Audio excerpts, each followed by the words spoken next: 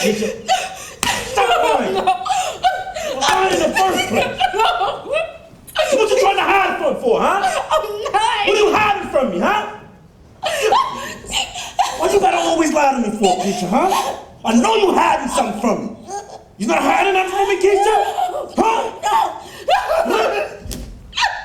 Can't believe you making me do this. I didn't do anything. You didn't do anything? You didn't do anything? What do you call this, Kisha? Huh? What do you call this? Whose number is this? Who's Damian? Who's Damian?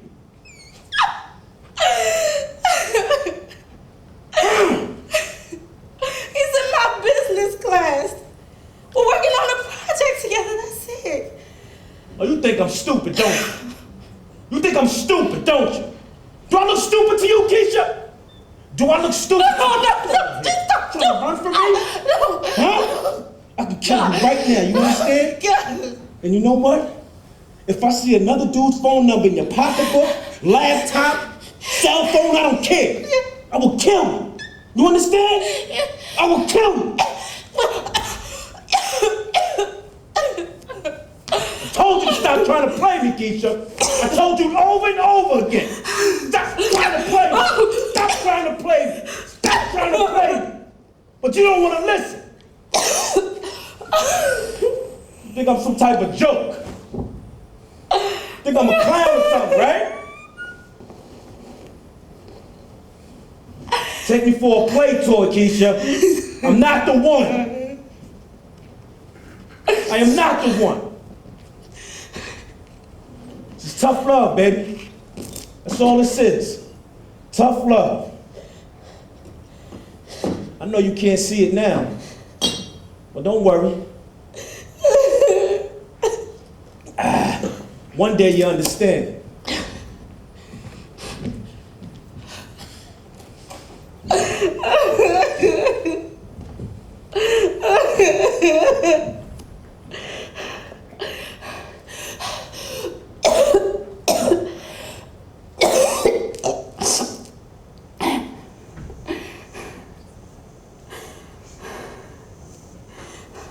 Kesha! Hey, Kesha! Your door's open. Kesha! You... Oh my God, Kesha! Oh my... Are you okay, baby? Can you sit up? Come on, take your time. Take your time. God. Come on, let's try. Can you get on the couch?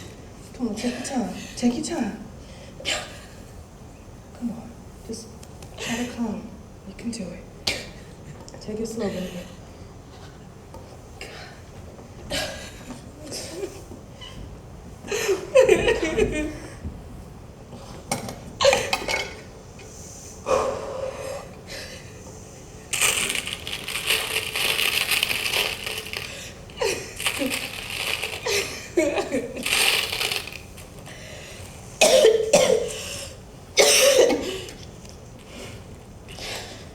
Here, baby. Good to see you.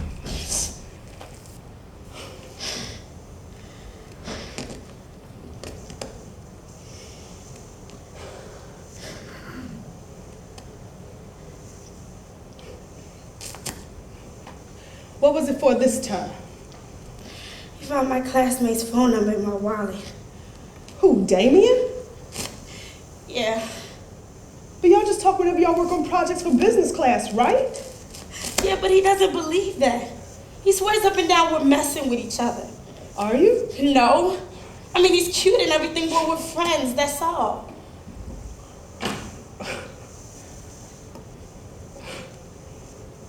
How long?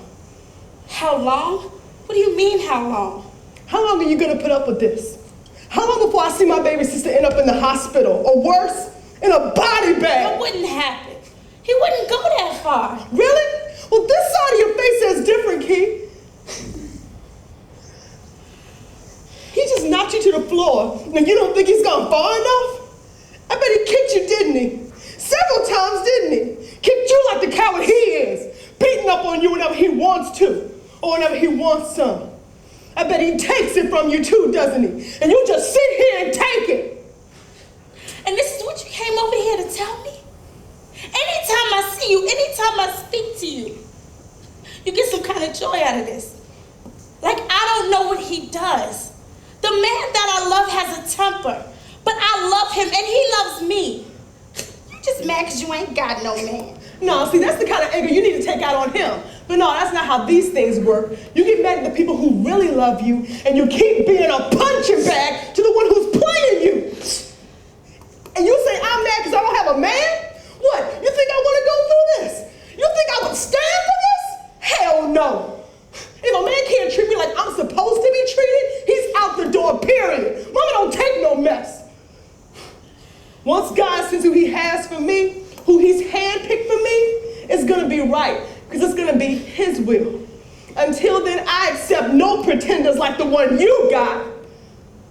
What you need to do is take that anger you got right now and give it to the one who really deserves it.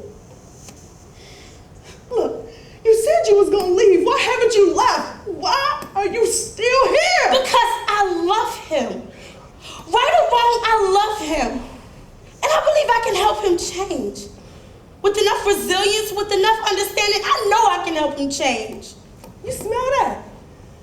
Smell what? What are you talking about? That bull you laying on me, sis. Keep it real. You scared of him, aren't you? What? You heard me. You're scared of him. What do you mean? Just what I asked. Are you afraid of him? No. If I was, I wouldn't be with him. That would be crazy. You lying and you know you're lying. Tell me you don't feel like talking about it. Tell me it's private. Tell me it's none of my business, but don't tell me you're not scared.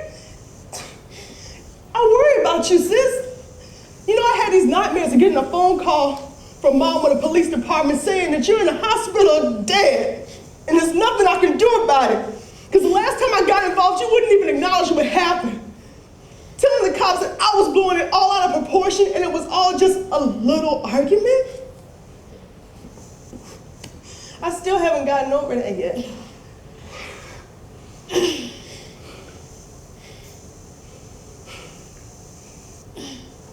Look, I love you, sis.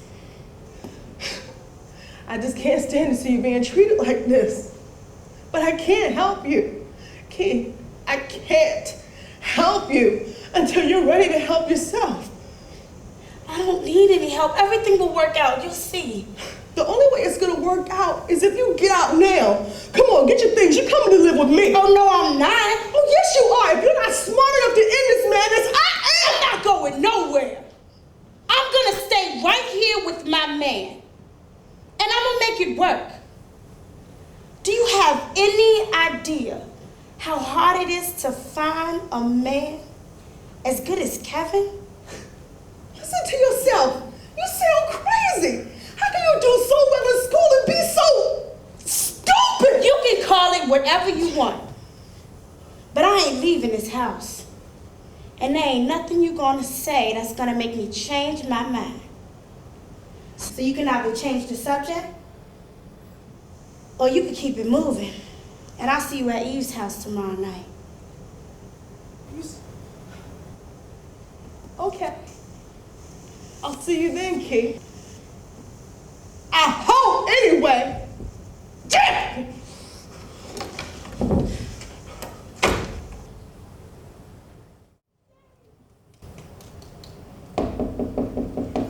Who is it? It's Kevin. My man.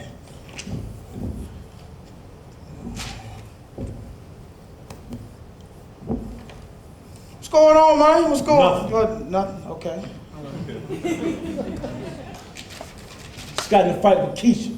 For real, man? What y'all beefing about? Just found some dude's phone number in her purse. Word? Word. So what she say? She said it was one of her classmates, some dude named Damian. She said they were assigned a project for class.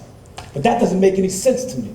Actually, Kat, that makes a lot of sense, man. I mean, come on now. She is in school, right? Yeah? And she's worked on projects before, right? Yeah, but normally it's a group of them.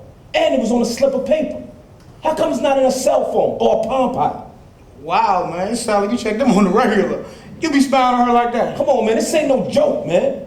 She's a woman. And a woman can't be trusted. They all the same scandalous lies and thieves. And they just can't be trusted. And if she thinks she gonna mess around on me and have me walking around thinking she faithful, looking all dumb in the face, she got another thing coming, man. Yeah, you're right, man. I mean, because you've been so faithful, right? And what is that supposed to mean? What goes around comes around, baby. Now look, Cal, I hope Kisha's not cheating on you.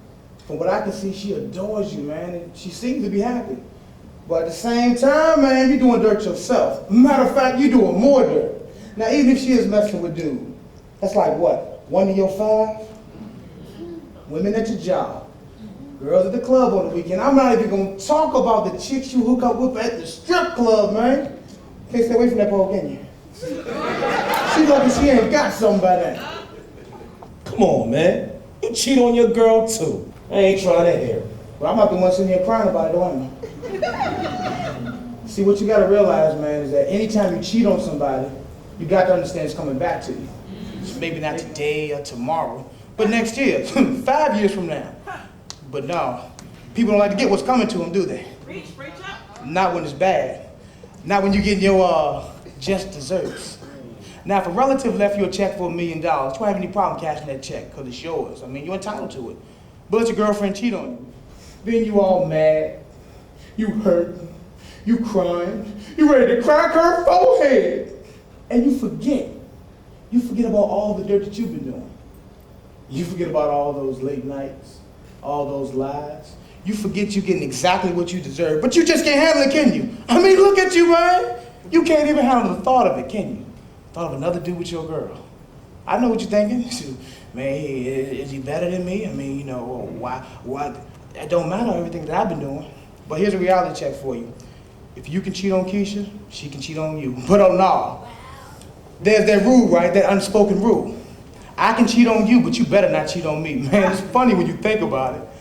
But somehow I don't think you're gonna find the humor in this. Come on, man. You just as bad as me. So forget what you saying. Are you sure about that? See, I've told Robin all about my dirt. Yeah, that's right. Now, she didn't speak to me for a while, but she came around, she forgave me, we started over. She even got me back in church, man. Well, I'd already started going back, because I knew it would take divine intervention for us to get back together. The night I confessed and told her what I had done, she was devastated. And when she told me it was over, I was devastated. I went home that night and I couldn't stop crying. Oh yeah. And then I went to the one person that I had not been talking to for the last 5 years. Jesus. You know how you go to God when everything going wrong. When you get that promotion and you're making money, everything's fine, you don't got no time for them. But as soon as something go wrong, you come up crying. And I went up crying. I got down on my knees and I said, Lord, why have you forsaken me? You know what he told me? You cheated on her, Chris. I haven't forsaken you, nor have I abandoned you. The truth is, you betrayed Robin. All of her kindness, all of her love, it was a game to you. You thought it was funny. You thought you was a pimp. Now you feel guilty and come crying to me. After your conscience is caught up with you and you realize you're human. And you realize you've hurt one of the few people that has ever loved you unselfishly. No hidden agenda, no ulterior motive, and you took that love, that kindness, and you abused it. I gotta tell you, sometimes the truth cuts deeper than a knife. And all I could say was, Lord, I stand before you guilty of all charges. And I throw myself on the mercy of your throne. And if you will allow me, if you will bless me to get Robin back, I will serve you all the days of my life. And he did. I don't know why, but he did. I didn't deserve it, but he did. Now, don't get me wrong. It ain't been easy for me. I mean, for the last 6 months, my brother felt like he was going to be in the doghouse for the next 20 years. Now, you know I can't stay on the sofa, so I gotta get up. But that didn't matter. That didn't matter because every night when I went home, she was still there. She could have been gone, but she was still there. Besides, man, anybody can cheat on somebody. I mean, how hard is that? Lie and say you're working late or hanging out with the fellas when you really at some woman's house or in a hotel room, and the whole time you're doing what you're doing. You got somebody at home who loves you, who takes care of you, who has no idea what you're doing behind their back, and that's what I used to do to Robin. But I woke up one day, man, I couldn't look at myself in the mirror. And ask myself a question a lot of these brothers won't ask themselves. How would you feel if she cheated on you? I couldn't stand the thought of another dude with my Robin. And I made the decision that if I could go behind her back like a little boy, I should be able to stand up like a man and confess to her face. You know, like a real man would.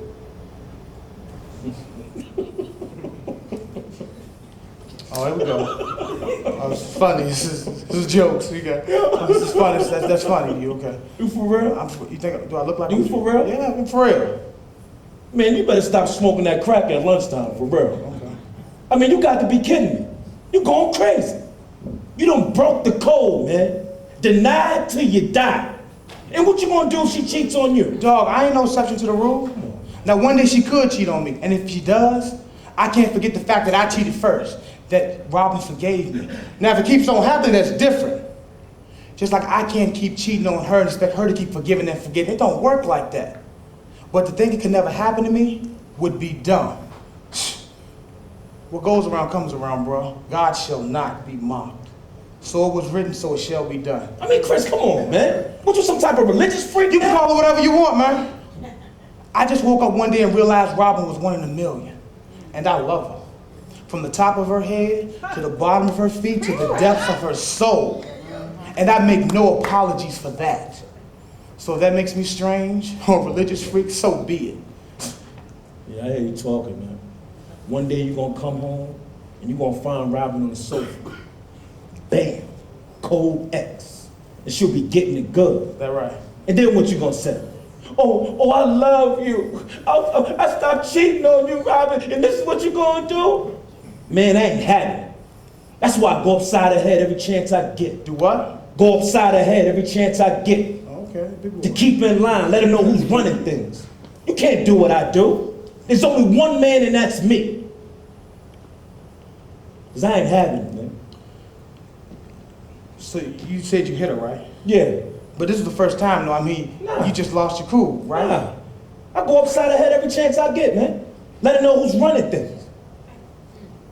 Sometimes I do it when I want some. I just take it. You know, Kev, I don't know what's sadder, man. The fact that you beat on Kisha, or the fact that you're proud of it. You standing here in front of me like that's some sort of an accomplishment. What, I'm supposed to be impressed by that? Beating on your woman? That's damn near the definition of a coward. So what do you get out of it? I mean, I don't understand you. You can't fight these dudes who girl you be messing with, but you can beat on Kisha. So what, does it make you feel good? Make you feel like a man? Or like you in control? Make you feel real good? Like a god? You ever grab it like this, huh? You grab it like this. How about that, huh? You know, my father was just like you. Anytime he used to come home, anytime my mother was drunk, he used to give a black eye and a busted lip. I despise men like you. Now, what you're doing is wrong. That's it. What you're doing is wrong. I say it. What I'm doing is wrong. What I'm doing is wrong. Chris, come on, man. Man, you ain't worth it, man. Come on, man. You know, I must be going through some changes. Because if I was the same man I was 6 months ago, I'd put your head underneath that sofa and I would smash your face. Chris, come on, man. Come on. Matter of fact, why fight the feeling? Chris, come Whoa, on. whoa, whoa, whoa, where you going? Where you going? Where you going? Oh, Chris. Where you going? What you trying to do? You want to go? Where you go? Now, a moment ago, you were talking about all that riffing that you do on Kisha, right? You beat on her, right? You want to fight somebody? Come on, fight me. Let's go. Chris, come on. Now, come on. Now, come on. Look at you. Got Bill. You got the big muscles and got the muscles. Come on. You want to fight somebody? Come on, fight me. Chris, come on. I ain't trying to No, fight come on. you. No, come on, fight. Oh, you scared? Oh, don't tell me you scared. You gonna cry? Oh, just like I thought. But you lucky I don't curse no more. Man, you lucky I don't curse no more. Cause I'll give you Come on, man. You done changed, man.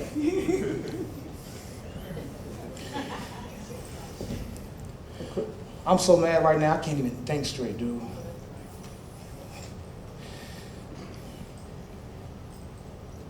And what I can't stop thinking about is you once told me Kisha was the best thing that ever happened to you.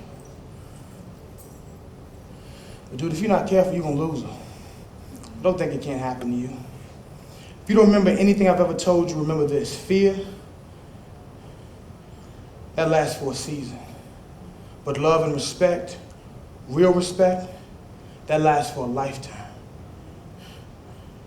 You remember that. Now, dude, get out my house, man, because I can't stand to look at you, man. Chris, just let me explain. Did you hear me? I said get out!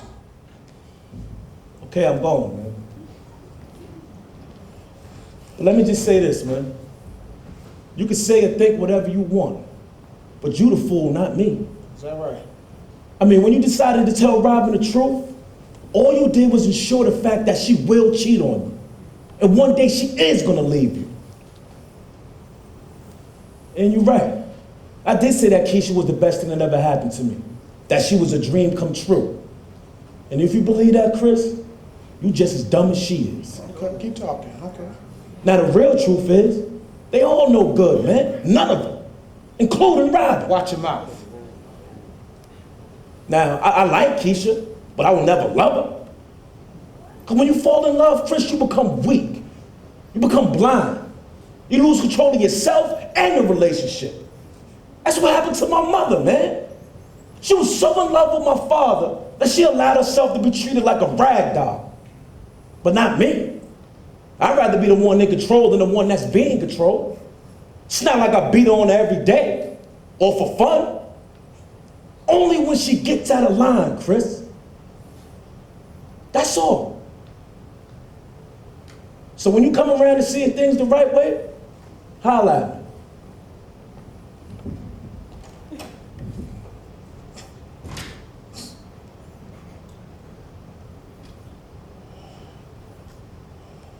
What a way to start off a Friday. Man, I'm not gonna let that get to me. Best friend's a punk. I'm gonna be.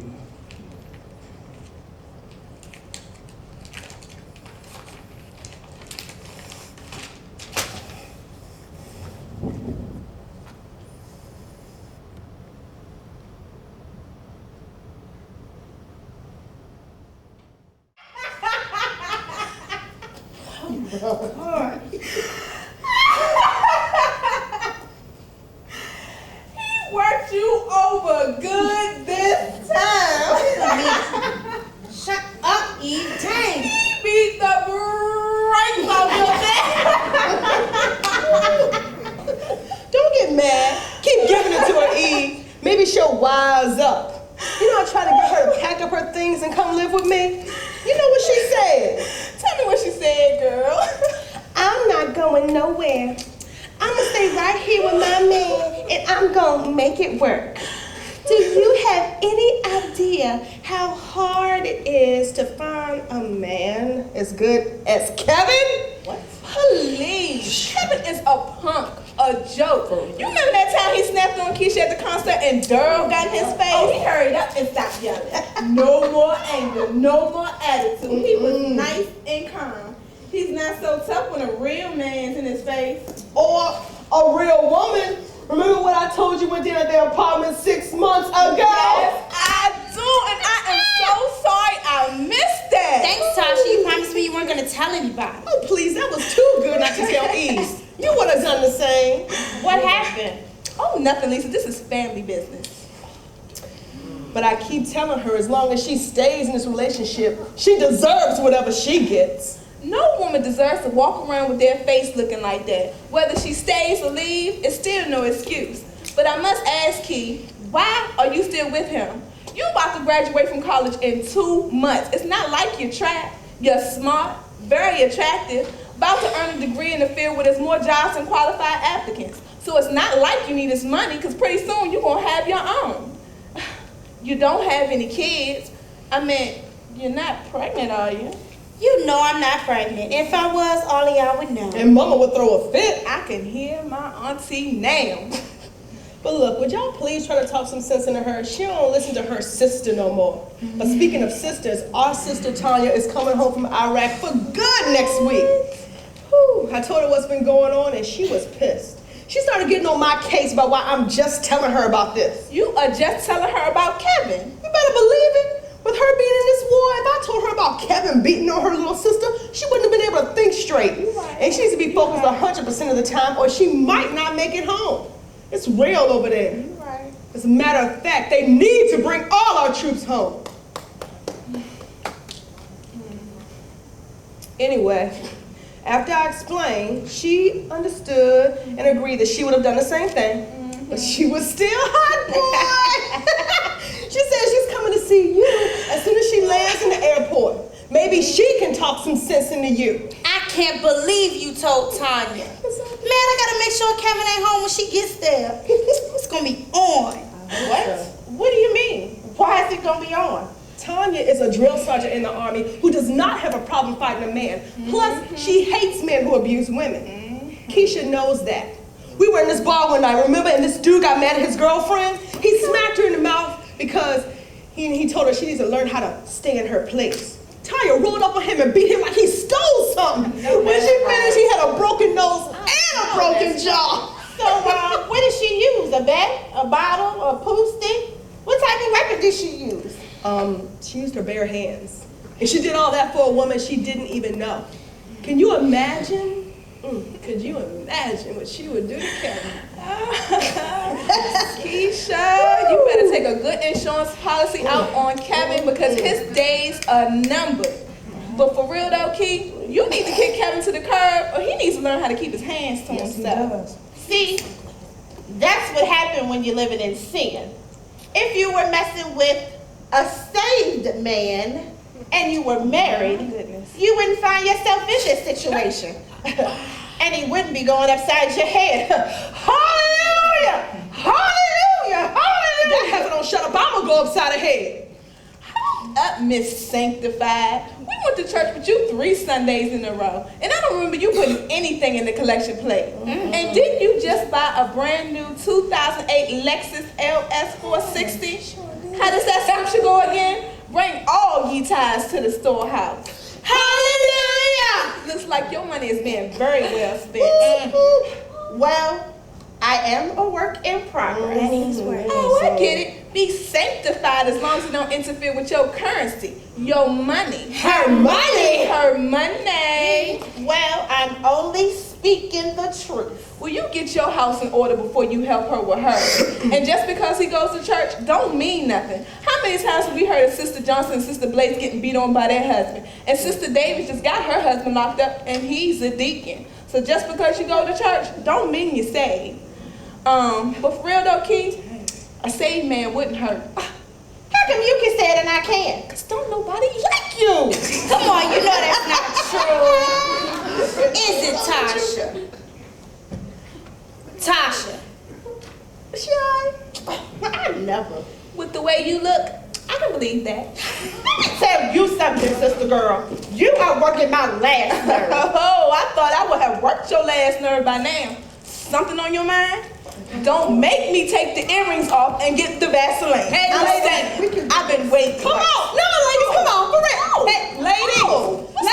Ladies! Let's not forget why we're here, okay? Okay? Hey, Kesha? Okay? Okay. Yeah. All right. I'm sorry, cuz.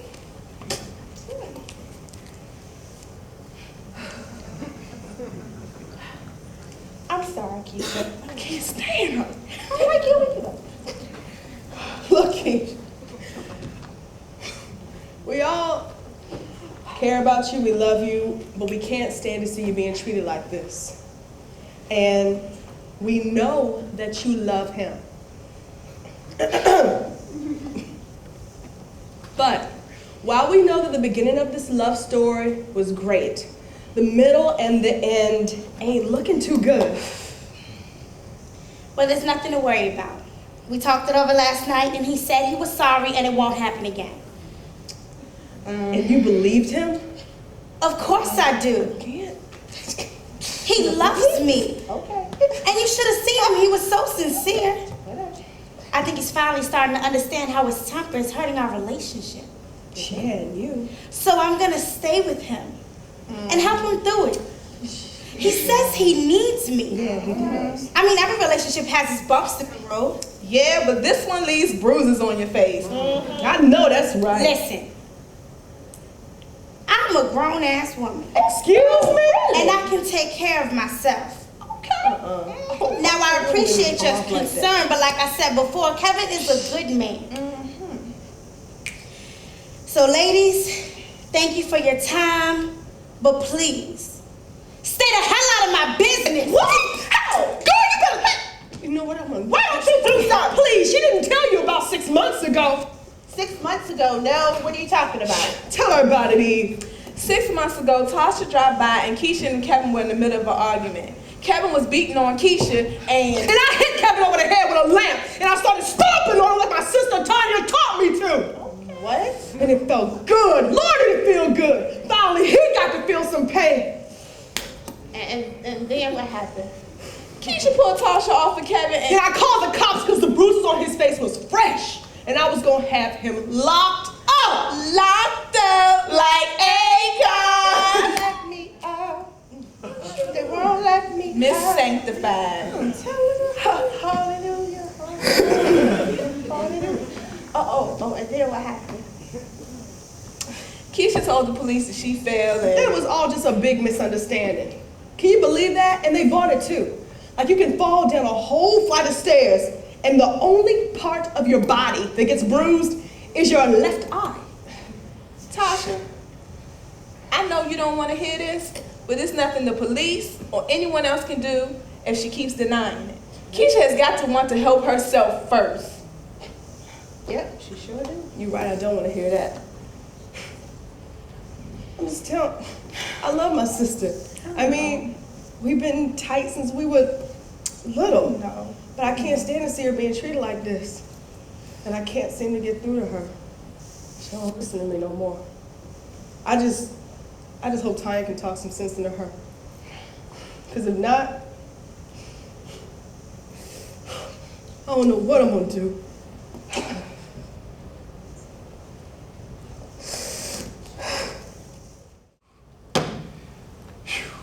Man, Man, I can't wait till this exam is over. 2 more weeks and it's all over. It's been 4 years. 4 long years. yes it has. Man, I feel you, Kisha. I can't wait to graduate. I don't care nothing about being summa cum laude, summa cum lauderdale, whatever it's called. I just want to get that piece of paper in my hand. Well, I care. I have to score really high on this final exam to secure my place in the top 5% of our class. I just been so stressed out. With school, this exam, everything. Now you know you ain't gonna have no problem getting that high score. You think so? Think so? I know so. Besides, Professor Gibbons said you'll need a lot for valedictorian. Really? Hold up, wait. When were y'all talking about me? Last week, when you missed class for the 3rd time, she was really concerned about you. Said you hadn't returned any of her calls, and she was wondering if I had heard from you. She was hoping you hadn't come all this way to start messing up now. You know, she was really concerned. And I gotta admit, I was too, until you called me to finish up this project. Well, I had some family issues. Real unexpected. You know how that goes. Yes, I do. So, is there anything you want to talk about? No. Thanks for asking, though. Okay. What, do you mind if I ask you a question? What's that? What happened to your eye? Oh, that? Fell down a flight of steps. Wow. Ooh, I'm sorry to hear that. So how did it happen? Did you trip? Were you, I don't know, pushed? No, I wasn't pushed. What kind of question is that? Whoa. I'm not trying to upset you. Truth is, I've been kind of concerned about you ever since your boyfriend came to pick you up from class 2 weeks ago. Now, I know it's none of my business, but I didn't like the way he was talking to you. Why? What did he say? What are you talking about? Well, when he came to pick you up, you was asking him why was he late coming to get you and who he was on the phone with. And I believe his exact words were, "Girl, you better get in this car before you make me sick, always trying to cause a scene. How many times I gotta tell you it ain't none of your business who I'm on the phone with? Now get in the car. And for whatever reason, you jumped in that car quick and in a hurry. Plus, I've noticed the bruises and scars in the past. I mean, I've been wanting to ask you about them for a while now. I didn't know how to approach you. Well, you're wrong. Kevin is a loving, caring, sensitive man who loves his baby.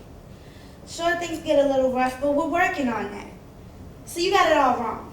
Yeah, he sounds like a real sweetheart. He is. I appreciate your concern, but you got it all wrong. Do I? Then how come you can't look me in the face and tell me how good of a man he is? What? You are blowing this way out of proportion just because you heard him yell at me one time. It's not just that, Kisha. It's everything. I mean, we've been knowing each other for a while now, and I notice everything about you. When you're happy, when you're sad, when you're angry, anytime you change your hair, get your nails done, when you're having a bad day, when you're lying. I know you love Coach bags. I know your favorite color is pink. I know that you want to make enough money so that your mother never has to work another day in her life.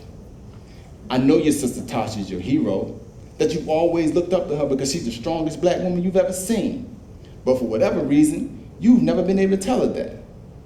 And I know for a fact that you didn't fall down some stairs. You know what else I know? What?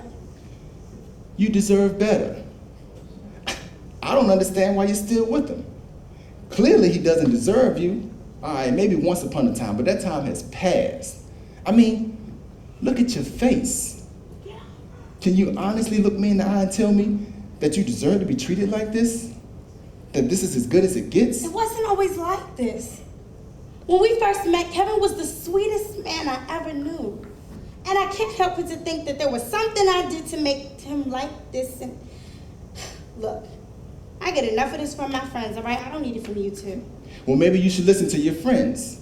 Maybe you should mind your own business. Why do you care so much anyway? Because I want to take his place.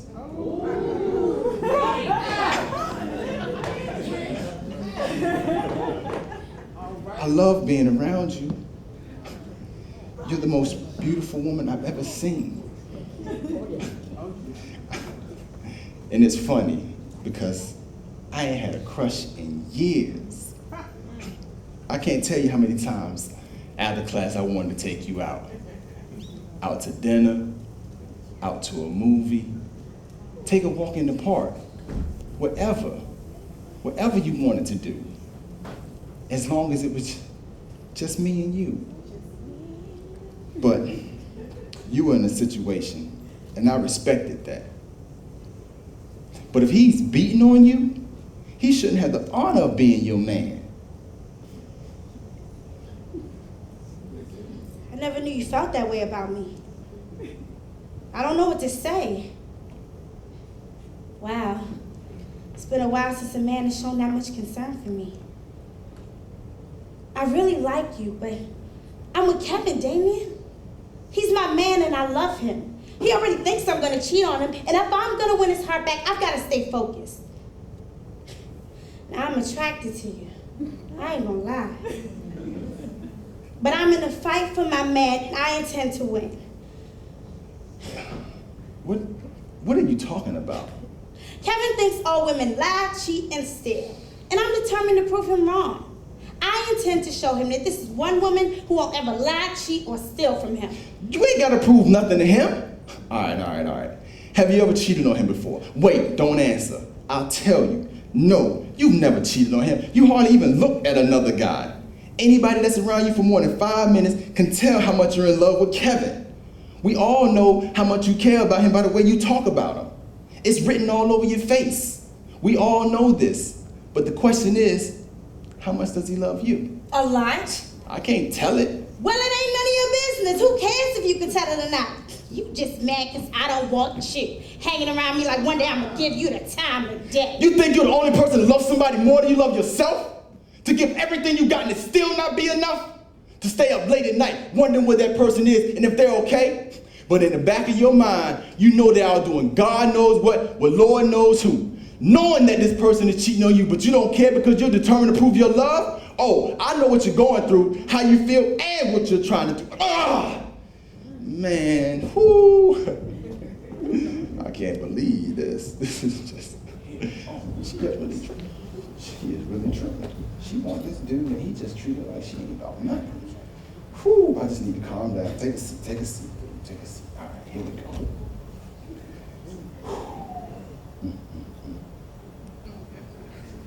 Okay. All right. Let me tell you a story. Will you please come sit down? All right, Kisha. I'm truly sorry for the way I just came off. I was wrong. I shouldn't have said those things. But would you please come sit down?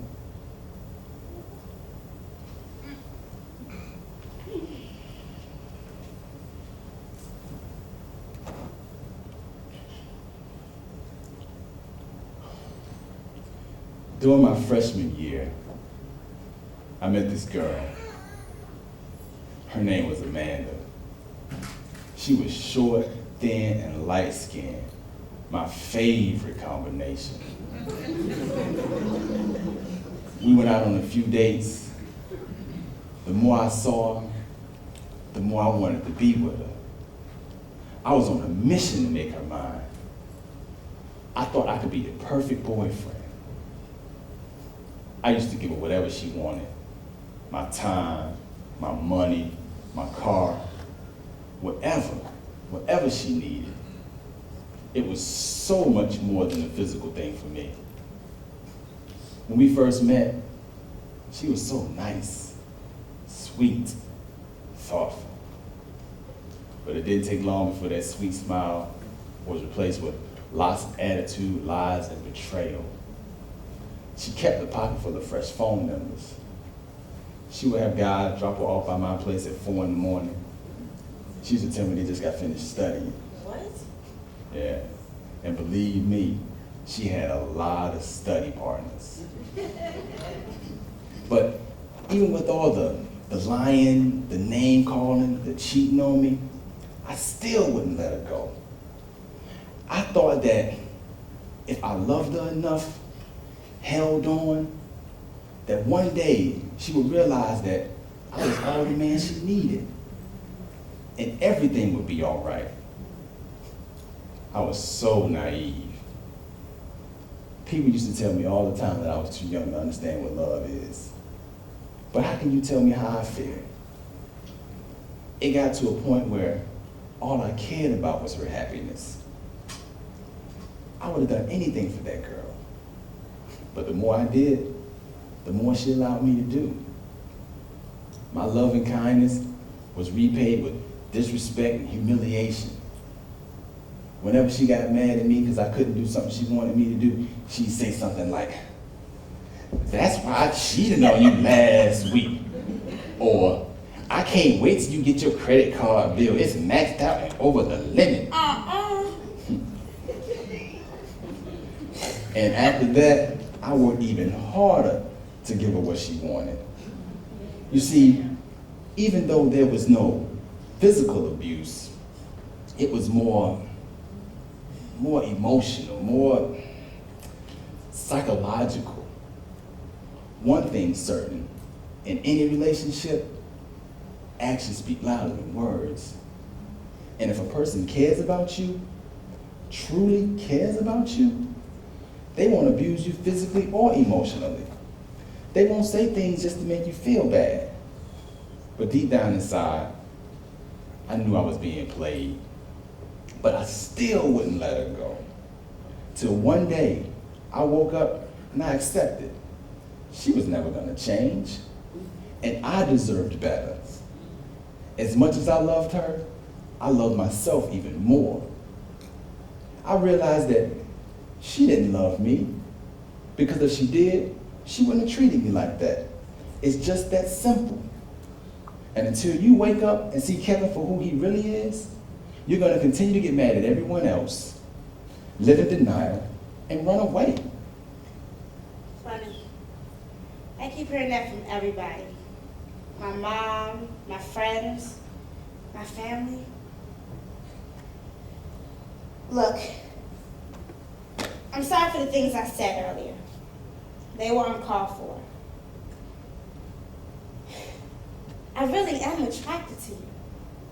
But my heart belongs to Kevin. I hope you can respect that and we can remain friends.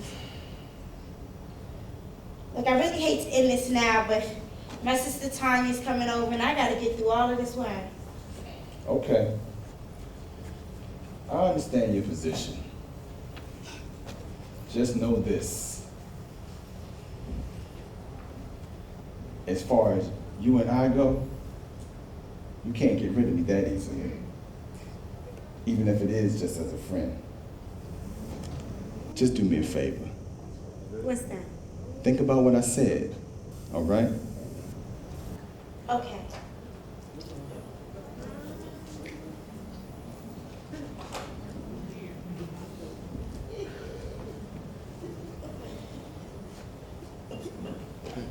Kisha, you gonna be all right? Yeah. Okay.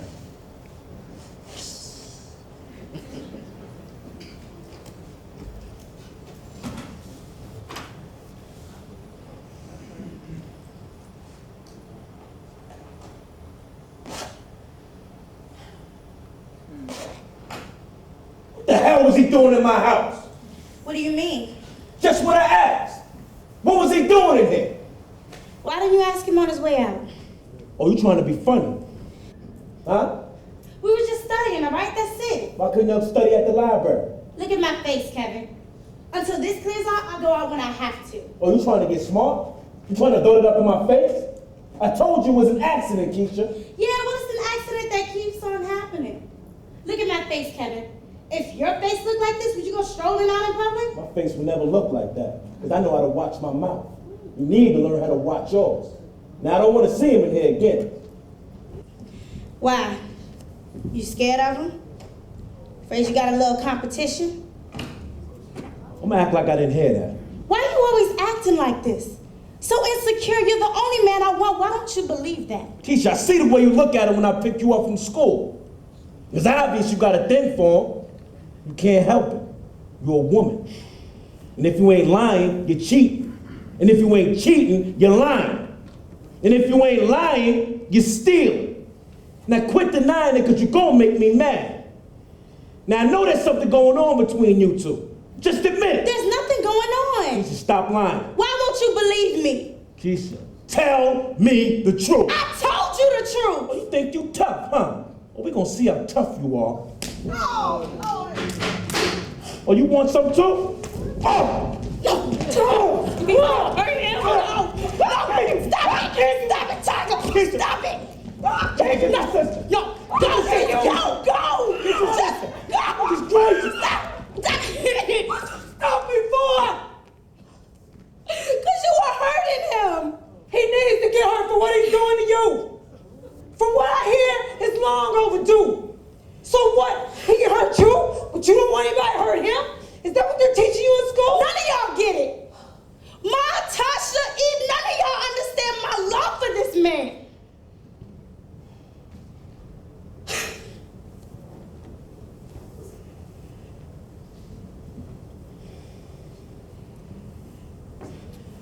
You know, Mom used to get loved by Dad the same way. 15 years she endured his abuse. You saw how miserable she was? 15 years! Bloody noses, black eyes, broken bones, to accompany a broken heart. And why? Why was her heart broken? Because the man she once fell in love with made 3 kids, then changed. Nah, better yet, he evolved into a monster, a drunk, an unfit father.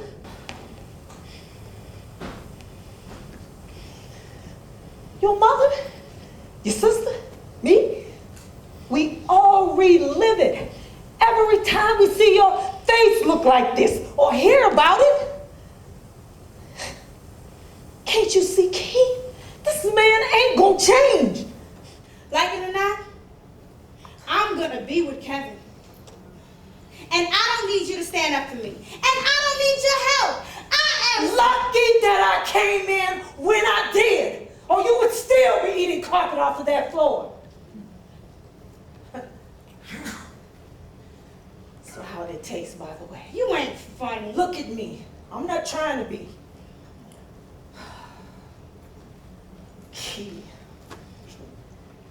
how you think it make me feel hearing about my sister getting beat up by her boyfriend, then come here and see it? Man, you act like I'm supposed to be like, oh well, it's none of my business. Kisha, she's a grown woman, so I guess I'll just sit on this here sideline and let this punk do whatever he wants to do to my sister. But you know me better than that, don't you? You know I'm not gonna stand by and let this thing ride. I was too young to do anything about Dad beating on Mom. But I can do something about this. Yeah. Hold it. Wait. But it sounds like you don't want me to. It sounds like you don't want it to stop. Do you? Of course I wanted to stop. You think I'm enjoying this? Yeah, that's what it looks like to me. Well, you're wrong. I can't tell it. We just need time. A year from now, this will be a memory. From what I saw in here tonight, you may not be here another year. Well, it's my life. And I choose to spend it with Kevin regardless of what anybody else thinks.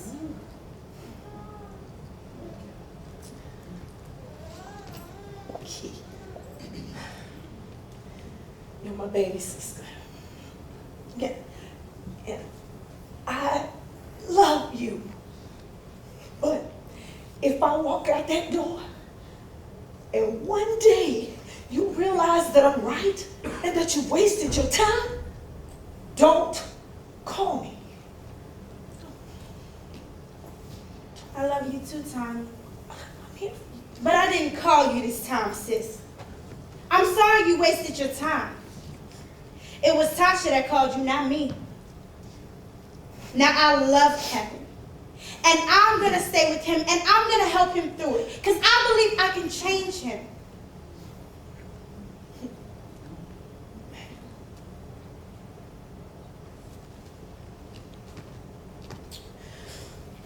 Maybe one day he'll change. I hope for your sake that he does. But I know that he won't. He's a coward, a punk, a scared little kid, afraid of his own shadow. He wouldn't even fight me back. Key, I went through this as a kid with Mom growing up. I can't go through this with you too. Seeing Mom go through this, it was enough for me. It was enough for me to see what a man is not supposed to be and what I should never, ever allow to happen to one of my sisters. Kisha, you're my sister and you deserve better.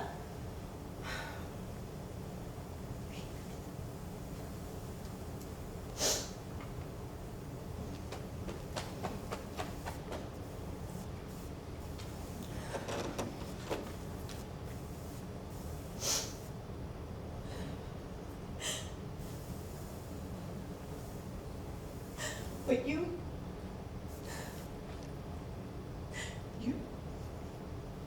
have got to want it for yourself.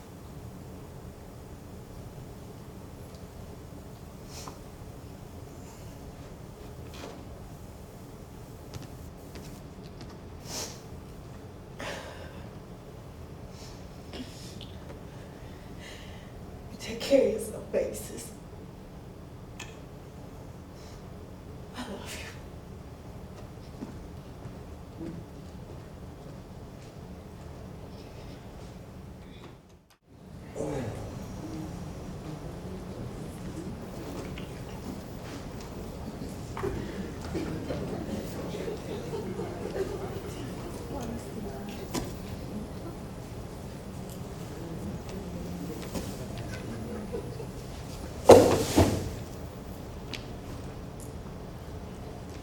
Hey, son. Hey, Pop.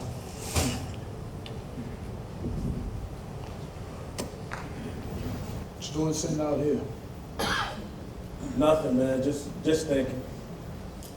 What's something you want to talk about? Nah, I'm alright. I'll be okay. Well, how's Kisha doing? Yeah, she alright. I haven't seen her in a while. Yeah, she been keeping real busy lately. What you mean she been keeping real busy?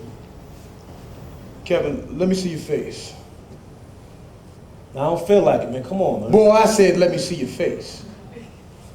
Kevin, what happened to your face? I got into a fight, man. With who? With, Come on, spit it out, boy. Keisha's older sister, Tanya. The drill. You happy now? The drill sergeant. Yeah. So why would she want to fight you? I don't know. She just came in the house and started swinging. But I handled mines. So you telling me she looks worse than you do? Yeah. I ain't no punk. Okay. So if I went over your house right now, I find Tanya laid out on the couch with an ice pack on the face, or knocked out on the floor, right? Doubt it. Oh, then they must be going to the hospital then, right? Not exactly. Kevin, did you at least pinch the woman? I didn't have a chance to, Pop. She came in the house so fast and started swinging, I didn't have a chance. Before I knew it, she was on top of me, punching me in the face. Until Kisha got off. Oh, then you gonna tell me Kisha got off you, but you couldn't? You know what I mean. Hold on, son, that don't make no sense. I mean, why would this woman want to fight you? You told me you met her a couple of years ago before she went off the war, right? Yeah. And you said she seemed cool, right? Yeah. Now all of a sudden she gonna come in your house, and start a fight? Nah, that don't make no sense. What were you and Kisha doing before she came in? We were arguing. About what? You know, regular boyfriend, girlfriend stuff, man. This is a simple argument. Boyfriend, girlfriend stuff, huh? Just the old regular everyday argument, huh? Yeah. Then all of a sudden she come in your house, like G.I. Jane, kick the door down, for nothing. I don't know if she kicked the door down. I don't even know if she knocked first. Before I knew it, she was in there. But prior to her coming in there, we were yelling. That's what happened. We were yelling. Now, son, I'm gonna ask you a real simple question, and I want a real simple answer. Did you hit Kisha? Stay out of my business, Pops. Oh, you hit her, didn't you? Yeah, You my son, and I know you. Are you beating on that girl? So what? So what? Isn't that what you used to do to my mother? So I know you're not going to stand there and tell me how wrong I am. Before you do, think about what it was like for your son to see his father beat up his mother. To see his mother slammed in a corner, scared for her life, scared of you. You have no idea what it was like, nor did you care. So what, huh? Like father, like son? You doing it because I did it? I know how I raised you. But you think that's right? Beating on women? Don't tell me that's the kind of man you become! I don't know no other way. You didn't show me any kindness, any love.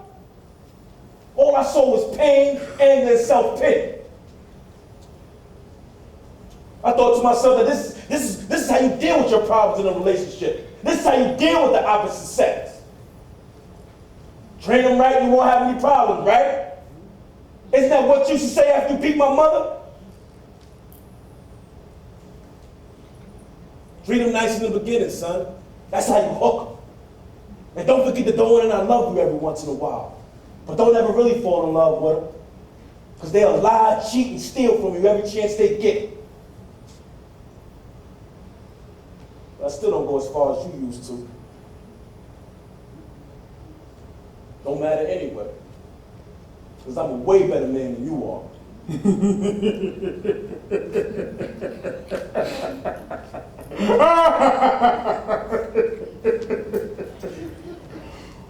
Oh, you're not a man.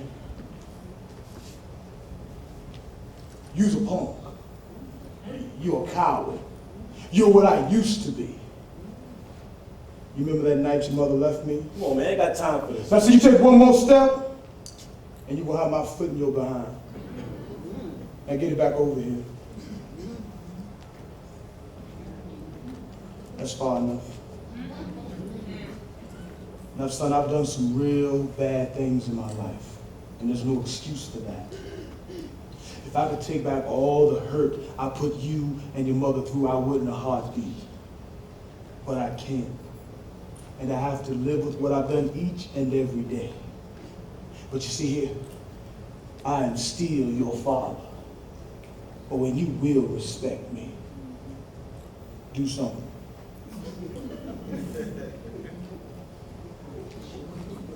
Now, I thought I asked you a question. Yeah, I remember. Because when I came home, you was sitting on the couch with your favorite bottle of whiskey.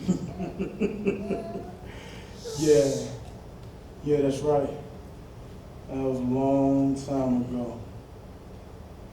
Your mother sent you to your aunt's house because she knew she was going to leave me. I came home and found our car already packed. I ran in the house and found your mother sitting on the couch, waiting for me. She told me she was waiting because she wanted to tell me in person she was leaving me. She talked about how she always wanted her kids to grow up in the same household with the same mother and father, how she dreamed of having a long, loving, peaceful marriage, not the nightmare that become her life. And as much as she loved me, she loved herself more and would no longer allow herself to be abused or disrespected by me or any other man walking this earth. I said, oh, really? Is that right? And I went in the bedroom and I got my gun. And as she was walking out the door, I said, Cordelia, if you walk out that door, I'll blow your brains out.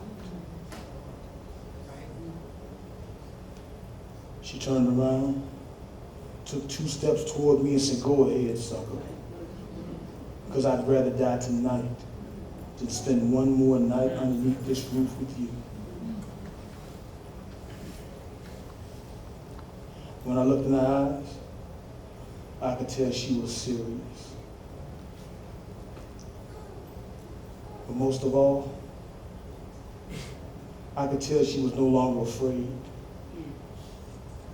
She was no longer afraid of me. At that moment, I realized it was over. At that moment, I realized how much of a coward I had been all those years to harm the best thing that ever happened to me.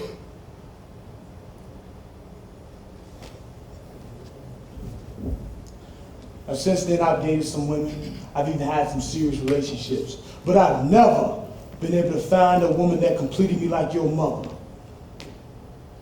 And you know how the story ended. She left me, met Ben, divorced me, and 9 months later, her and Ben got married. You know, I sometimes run into him, and you can see the joy she has for that sucker flowing out of her. You know how they say when a woman is totally happy, they be glowing, right? Yeah, I've heard that before.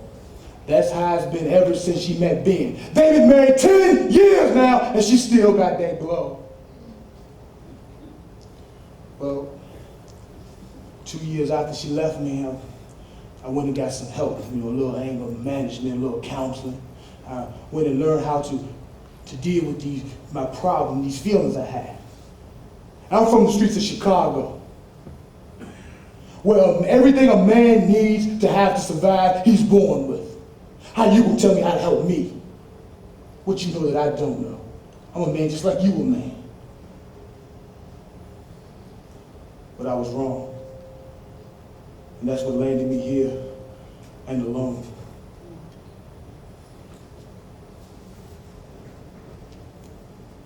Son, you don't want to be like me. I went to get your mother back after I learned how to treat a woman. You know what she told me? What? You're wasting your time here. I don't love you anymore. The only thing I love that has anything to do with you is the son we created. You and I will never be together again. Now get out of my house before I have a real man come put you out. Before I have a real man come put you out. See, sometimes in life, you only get one shot. And if you got a good woman, you need to hold on to her, because she can be gone. So don't be like me. I spent 5 years of my life trying to get myself together so I could even date another woman. And no matter who I meet, it's never the same. Because I'm empty inside, boy. I'm empty! So I don't know if it's too late for you to save your relationship, but you need to stop. Get some counseling, get help, do whatever you gotta do to get control of this problem. Because that's what it is, it's a problem. It's a problem. Oh yeah, one more thing. If I ever hear, see, or think you put your hands on Kisha or another woman like that again, you have to deal with me, son. Better someone who loves your boy than someone to give you 10 to 15. 10 to 15? Years, son. 10 to 15 years in prison. And you do know what they do to women beaters in prison, don't you? Man like you, place like that, trust me, you don't ever want to find out. But you see, Pops, that would never happen. Why is that? Because Kisha would never tell on me. Her sister caught me red-handed beating on her. Called the cops right there on the spot. They came in and asked some questions. She said she fell down the stairs. Or something crazy like that. It was beautiful. I mean, her lie was so good that I started to believe it. And you telling me I'm what you used to be? That I need to change? That girl chose me over her own sister. Now you tell me, what do I have to worry about? Huh? Yeah, sometimes I take it a little too far, I admit it. But so what? A woman gotta be put in her place, right? You said that for years after you beat my mother, right? But to tell you the truth, I think you was on to something, old man. Plus, look at me. I'm a successful, educated black man. 1 year removed from college and making damn good money. Why would she leave? She needs me. I can do whatever I want, Pops. Lie, cheat, steal, rape, and beat her. And ain't nothing you, her sisters, her friends, or her family could do about it. Because she ain't gonna give me up, no matter what y'all say. Nah, man. You just forgot how to take control of your woman, that's all. That's all it is. This is a trick. First Chris, now you? Is that why you were moping around the house for all those years? Huh? Or you think history may repeat itself? Nah, man. She loves me too much for that. I got her hooked. So what if I go upside her head every now and then? So what? And as far as those things you talking about that go on in prison, I hope you ain't speaking from experience. Now you take it easy. Pops, Dad, Carl.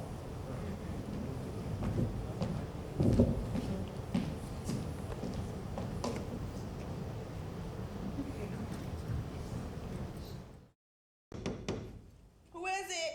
Kisha. Come in, it's open.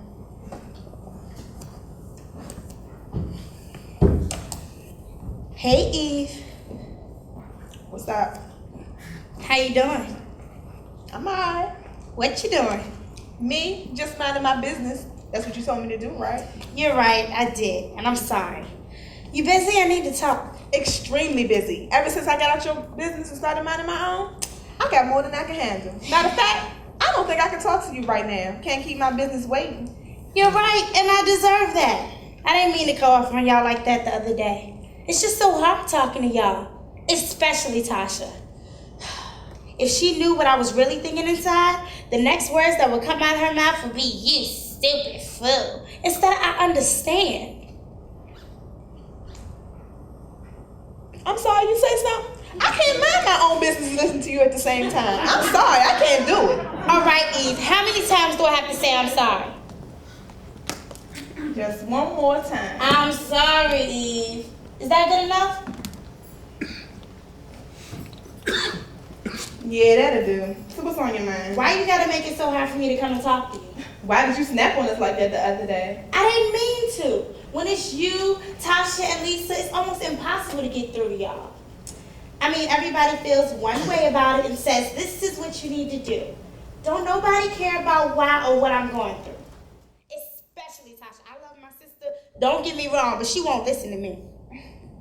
You know, some things in life are so simple that you don't have to ask why or try to understand why it happens. And this is one of them. It doesn't make a difference why he does it. It's wrong, period. End of discussion. And Tasha's only hard on you because it hurts her to see you walking around with your face looking like that. She's my sister, and I love her. But I can't get through to her, and she doesn't understand Kevin the way I do.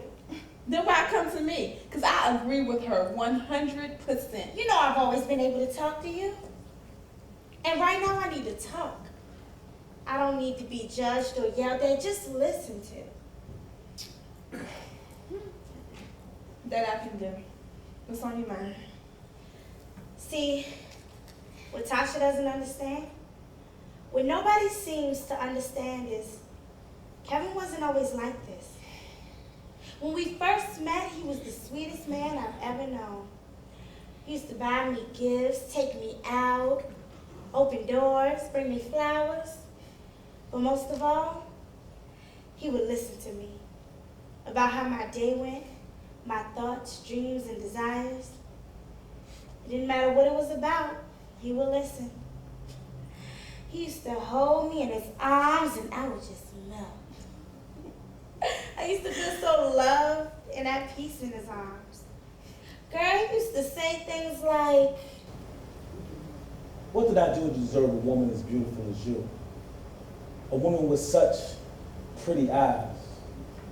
I don't think I've ever seen more gorgeous eyes than the pair that's staring at me right now. Skin so soft and smooth, and flawless hair. Girl, I tell you, on your worst day, you look better than 99% of the women in Richmond on their best. I'm talking about just finished getting their hair done, just got a pedicure, new outfit from the mall with brand new shoes to match. You're like a dream that came true in your mind, all mine. And I refuse to let you go.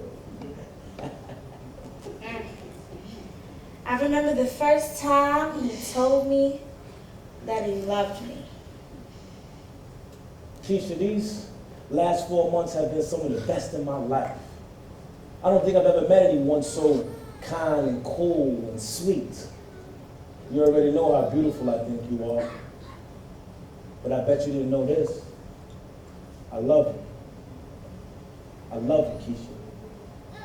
I mean, words can't express how I feel for you and what you mean to me. I just hope I can always make you happy.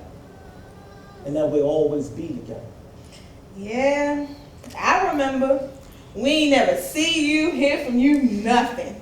Keisha, you want to go outside today? I can, because I'm going to be with Kevin. Keisha, you want to go shopping? I can, because I'm going to be with Kevin. That's all we heard was Kevin, Kevin, Kevin, Kevin, Kevin. Yeah, I was wrong. Head over heels in love. Those first 4 months were like a fairy tale. I used to say to myself, I must be dreaming. Because this man is everything I've ever wanted. I never thought I would find a man of my dreams at such a young age. I thought most women wait a whole lifetime and never experienced the love, compassion, or respect that I got every day. Seeing my father beat up on my mother, I thought that was how all women were treated. From the teachers at the school, to the nurses at the doctor's office, to the first lady at my church. I never thought I would find a man that would treat me like Kevin did. I also never thought he would hit me, but he did. And ever since the first time he hit me, I've been right back to thinking that this is what a woman is supposed to deal with. I don't feel that it's right. Just the way of life. It's really been 2 long years. 4 months to hook you for a year and 8 months of hell. All I keep asking myself is, how can a man go from sweet to sour so quickly? So what do you think happened? What do you mean? How did things get so bad? What changed? Not one particular thing happened. I mean, everything changed after he told me he loved me and was afraid of getting hurt. He sat me down 3 weeks after he told me he loved me, and he said, Keshia, for everything that I say, there's 3 things I can't say. I mean, it's hard for me to describe all my feelings for you. I feel like you're too good to be true. That nobody could be this nice and sweet and kind. And I'm scared. I'm scared of getting hurt, of getting too close. But it's too late for that. Kisha, I've seen a lot of pain in my life. And I can't allow myself to get hurt. Not by you or any other woman. After he said that, everything changed. And when he said it, I couldn't believe it. I kept asking myself, what did I do? Where did things go wrong? And every time I asked him those questions, I always got the same answer. Just don't ever lie, cheat, or steal from me. And we ain't gonna have no problem. I love you, but I don't trust you. I can't let you go. You treat me too good to do that. But you're still a woman. And a woman can't be trusted. All women lie, cheat, and steal. You just better make sure you never.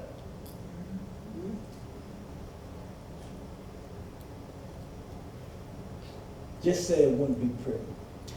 And after he said that, it wasn't pretty. That's about the time y'all 2 started living together, right? About a week after I moved in. This is what I don't get.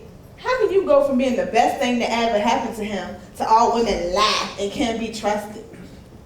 That's the $1 million question. That's the question I've been asking myself for the last year and a half. Well, here's the $1 billion question, Key. Where do you go from here? When are you going to leave him? And if you're not going to leave him, when is this madness going to stop? I don't know. I really don't know. I mean, I don't like what he does to me one bit. But I don't want to leave him either. This is going to sound insane. But Kevin is the best man I've ever dated. He's not a drug dealer or a bum. He's the cream of the crop. An educated black man 1 year removed from college. He makes damn good money. I mean, now don't get me wrong, I'm not with him for his money. Because just like you said, after I graduate, I'm going to be making good money too. He's just so focused on his career, you know? He's got a plan.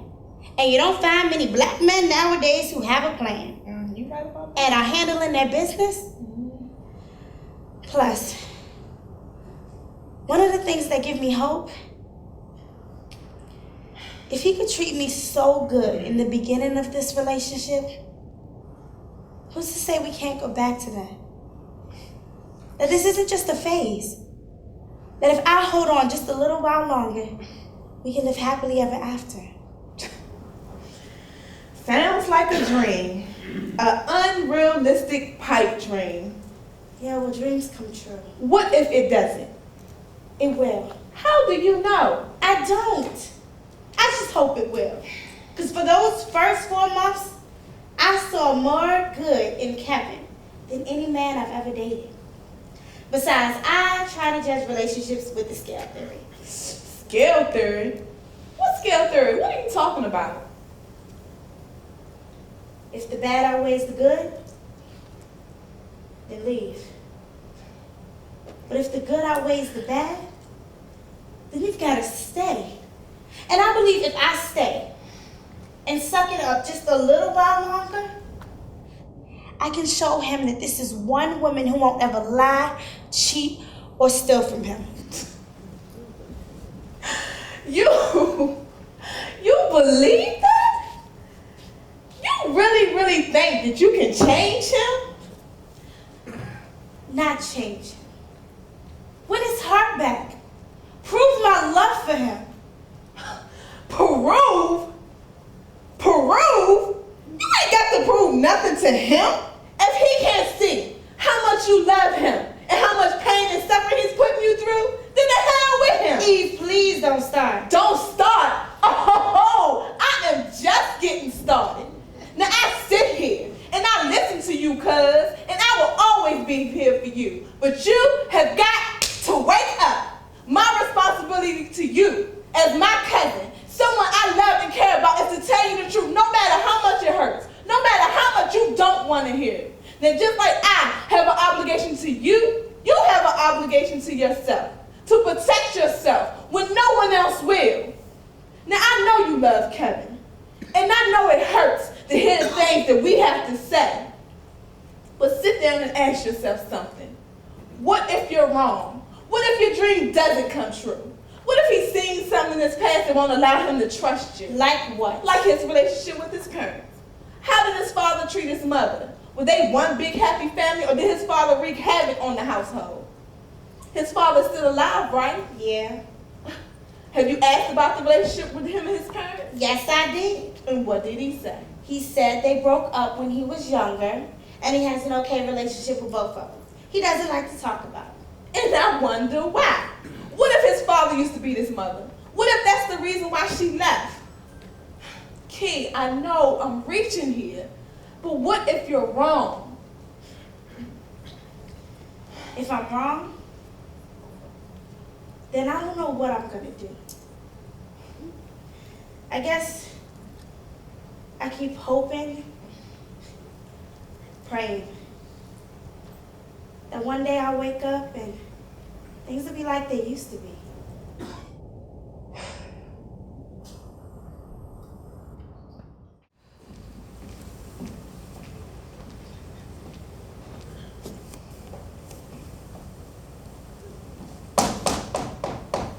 Come in.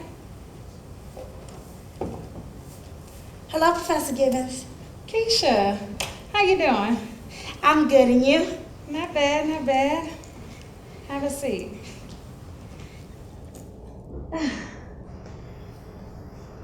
haven't seen you in class over the last 2 weeks. Is everything all right? Yeah, I had some family issues. I'm sorry to hear that. Is there anything I can do to help? No, thank you. Would you like to talk about it? No, I'm doing a lot better now, thanks. I'm glad to hear that. If I may ask, what happened to your eye? It looks like it's healing from some kind of injury. Oh, that? Well, I was running and got distracted. Ran into a group of people. Headbutted one of them. That must have been some distraction. Oh, it was. The thing is, Kisha, I spoke with Damian, and he advised me that you said you tripped and fell down a flight of stairs. He thinks your boyfriend is abusing you. Is there any truth to that story? I knew it. I knew this just wasn't about me missing class. I didn't mean to overstep my bounds, but I am concerned. What you're going through is a lot more common than you think, but that doesn't make it right. Now, it's your life, and you live it any way you want to. But if what Damian says is true, you've got better things to do than be your man's punching bag. Next week is your final exam. You're 13 days away from graduation. 4 years of hard work, Kisha, and you haven't missed a beat. I'd hate for you to start now. You don't sound too surprised by my situation. I've noticed the bruises in the past, but these days I try to stay out of my students' affairs ever since Mary. Who's Mary? About 6 years ago, I had a student named Mary Watts. She was very bright and passionate, extraordinary student, and a joy to teach. By the end of her junior year, she met this guy named Jason. I was her administrative advisor. Every time we met, he's all she'd talk about. But her work never suffered. She stuck to her plan, made time for everything, school, work, and Jason. Whenever she wasn't working at school, she was with Jason. Everything was hunky-dory to the end of her senior year. And that's when I noticed her starting to lose focus on her schoolwork and her plans after college. Everything she had worked hard for over the past 4 years. And then one day Mary came into my office crying. She told me that for the past 6 months, Jason was beating her. And for the past 3 months, the beatings were getting worse and worse. And I got so angry when I heard this. I suggested we go to the police, report it, but she didn't want to. She just wanted me to listen. And it was so hard for me to sit there and just listen and not do anything. I advised Mary several times after that day to go to the police, leave Jason, but she wouldn't. She felt like she could help him, said she could love him through it, and that he really didn't mean it. I don't know. Yeah, but one day Mary came over and she introduced me to Jason finally. He came up to me one night after class, smiled, reached out his hand, and said, "Nice to meet you." And as soon as his hand touched mine, I lost it. I grabbed him by his jacket, I threw him in his car, and after I went upside his head a couple of times, I told him that if he ever touches her again, I would do to him what he did to her. All of a sudden, Mary goes off like a gun. Does she join in on giving Jason some of his own medicine?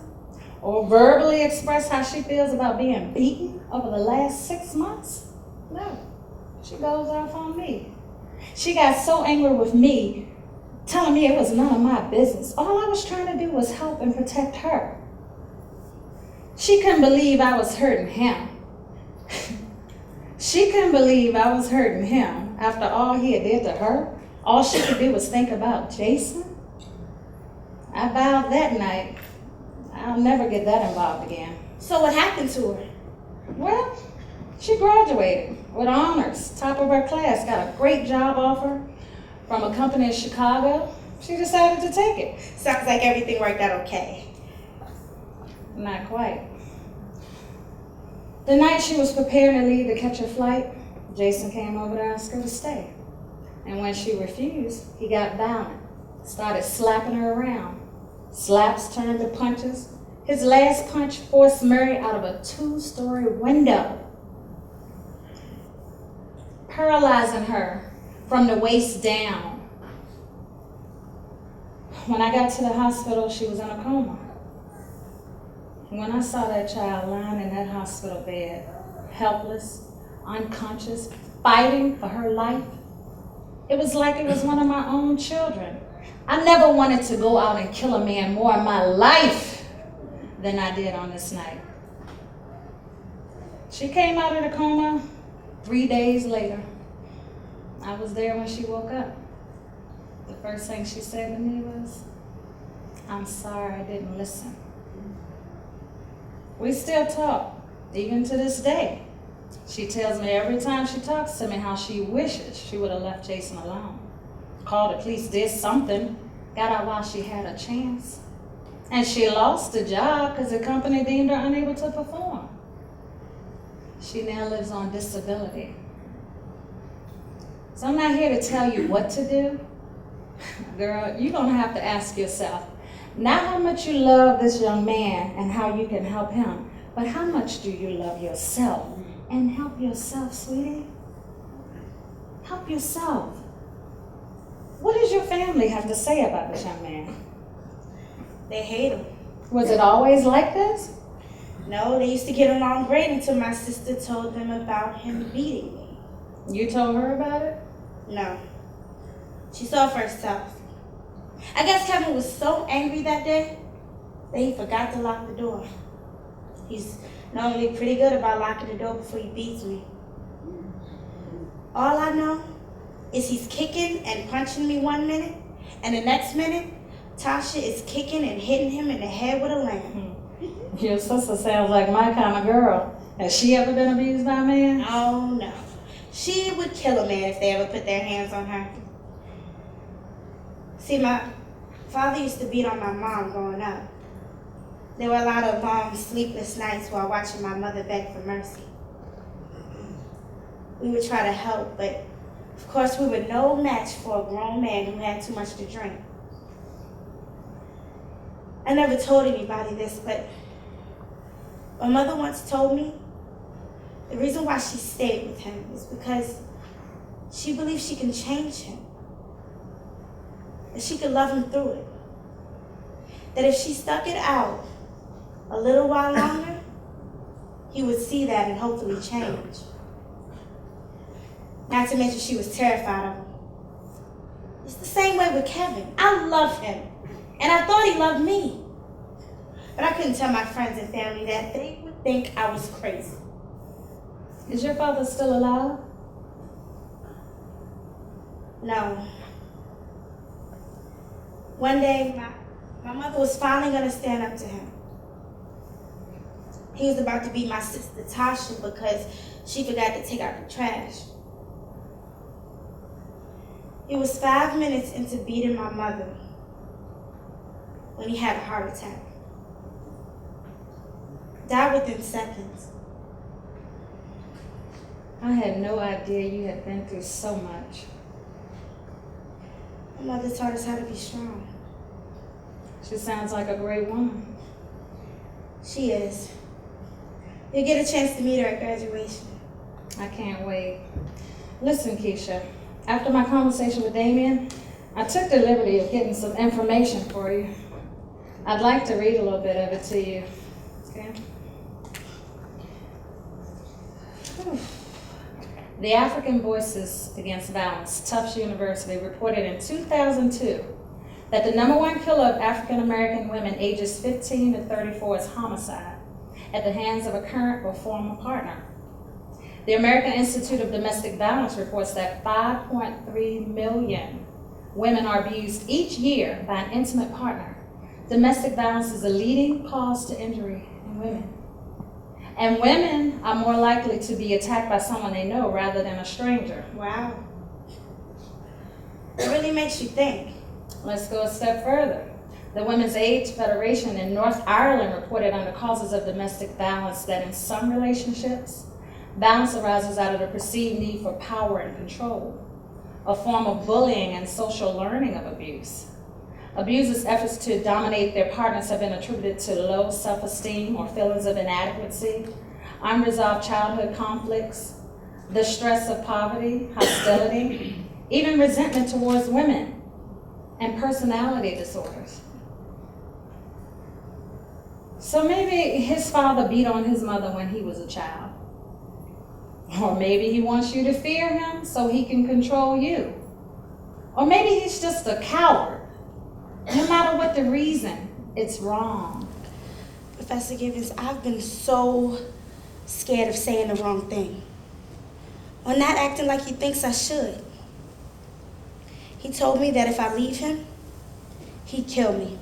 I don't know why I didn't tell anybody this before. I've been wanting to get out, but I've been too scared to. Why don't you go live with your family and call the police? I feel like even if my family did come to my aid, one day when I'm alone, I'll be the next one that gets pushed out of a window. Why do you think that? He told me the other night that if I leave him, it may take him a while, but he'd find me. And one day when I'm alone, he'd come and he'd kill me. How do you know it's not just all talk? Look at my face, Professor. Do you really think I want to take that chance? The funny part about it now is I'd rather be dead than be with Kevin. You know what? I think it's time you learn to protect yourself. How, are you going to teach me? Me? No.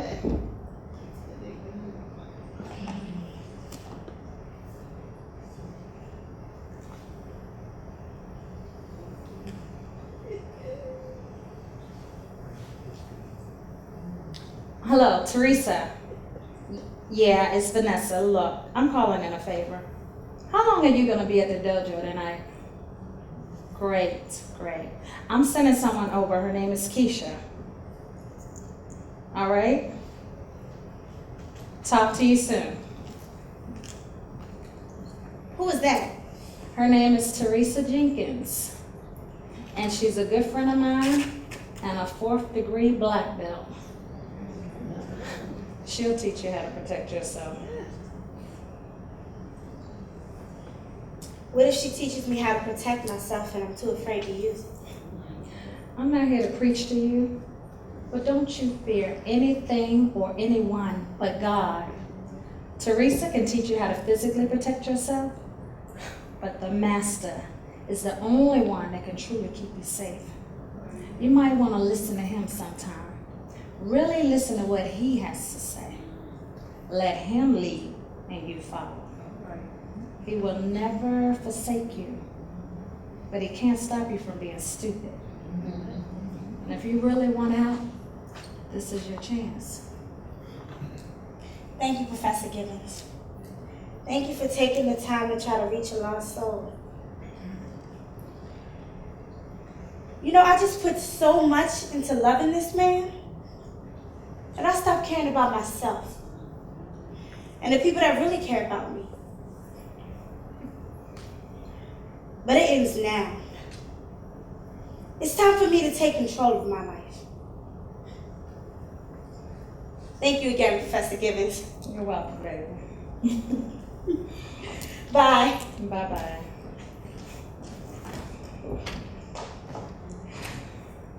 I don't think Kevin will be giving her any more black eyes. Yeah, I'm almost finished packing. What you mean hurry up before I change my mind? Oh, you got jokes. How long till you get here? 10 minutes? Okay. Look, I know you're happy I'm finally leaving, and I'm too. What do you mean you're not totally convinced? Okay, you see this ain't a false alarm when I get into your car? Tasha, if he comes home regardless. I'm leaving here today. I know that's what you wanted to hear. Okay. Come on now, you know I've been training with Sensei Jenkins over the last 8 months. I know how to handle myself. I might even be able to take you. I'm just joking. Besides, my faith is in God now. I've had some long conversations with the Master, and if he puts his hands on me, my Heavenly Father will show me what to do. Okay. All right, I'll see you when you get here. Okay. Bye.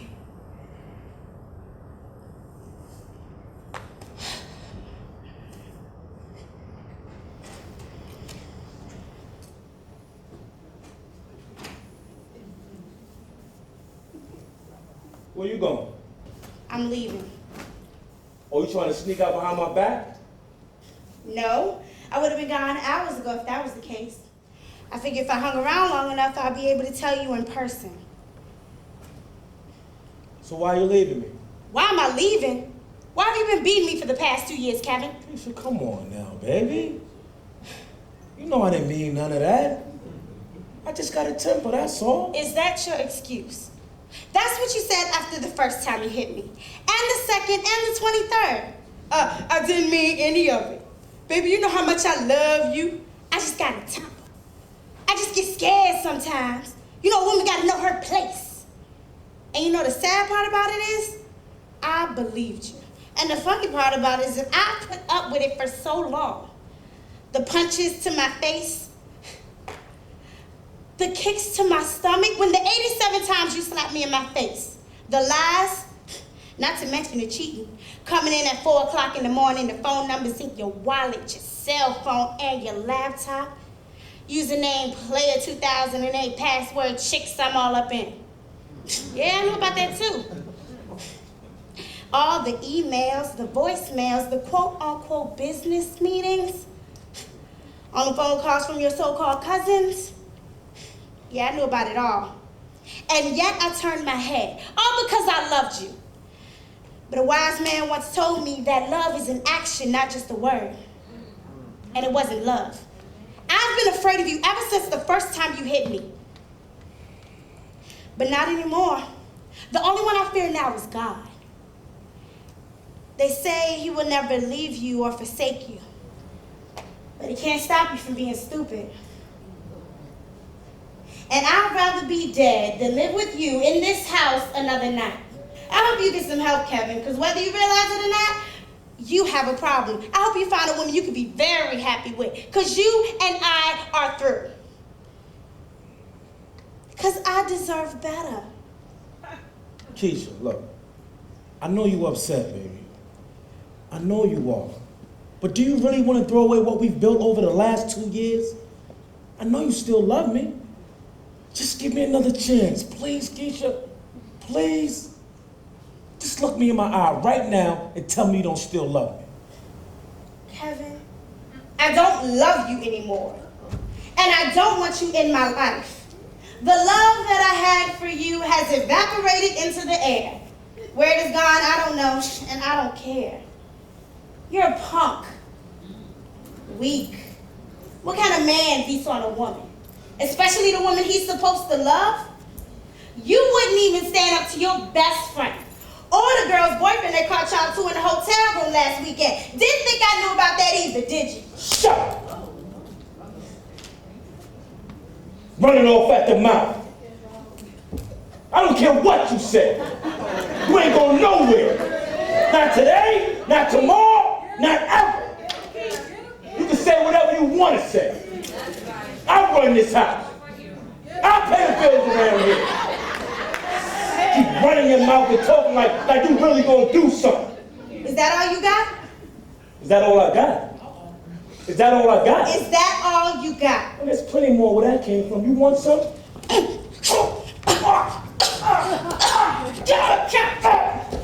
like that? You like that, don't you? 2 years. 2 years I loved you. I shared my bed with you, and this is how you repay me? I thought I could change you. I gave you all of my love. The love that you showed me, I wouldn't wish to anybody. Yes! I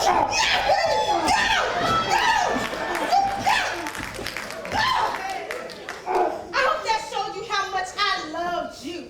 Girl, you know you got that from me!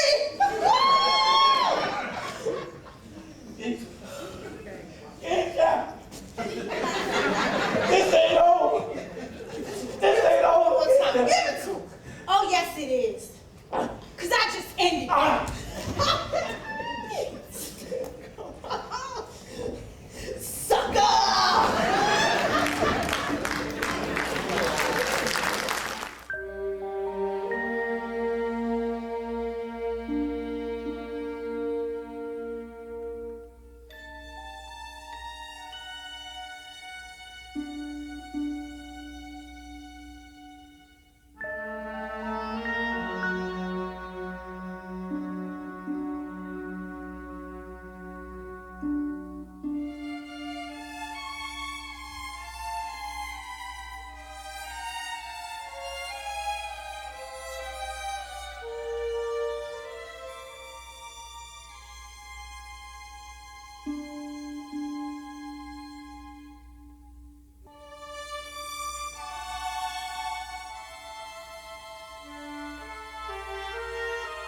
Hi, I'm Crystal Smith, and I portrayed the character of Tanya in the play I Deserve Better, written and produced by Ron Winston Dillard.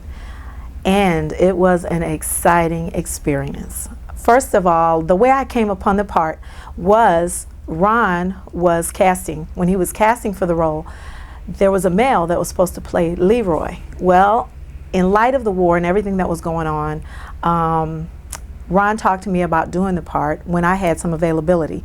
And I did have the availability, so I let Ron know that. And because of my military background, he thought I would be a good person to portray that character. Hello, my name is Jasmine Foster, and I played the role of Kisha in I Deserve Better, a Ron Winston entertainment piece.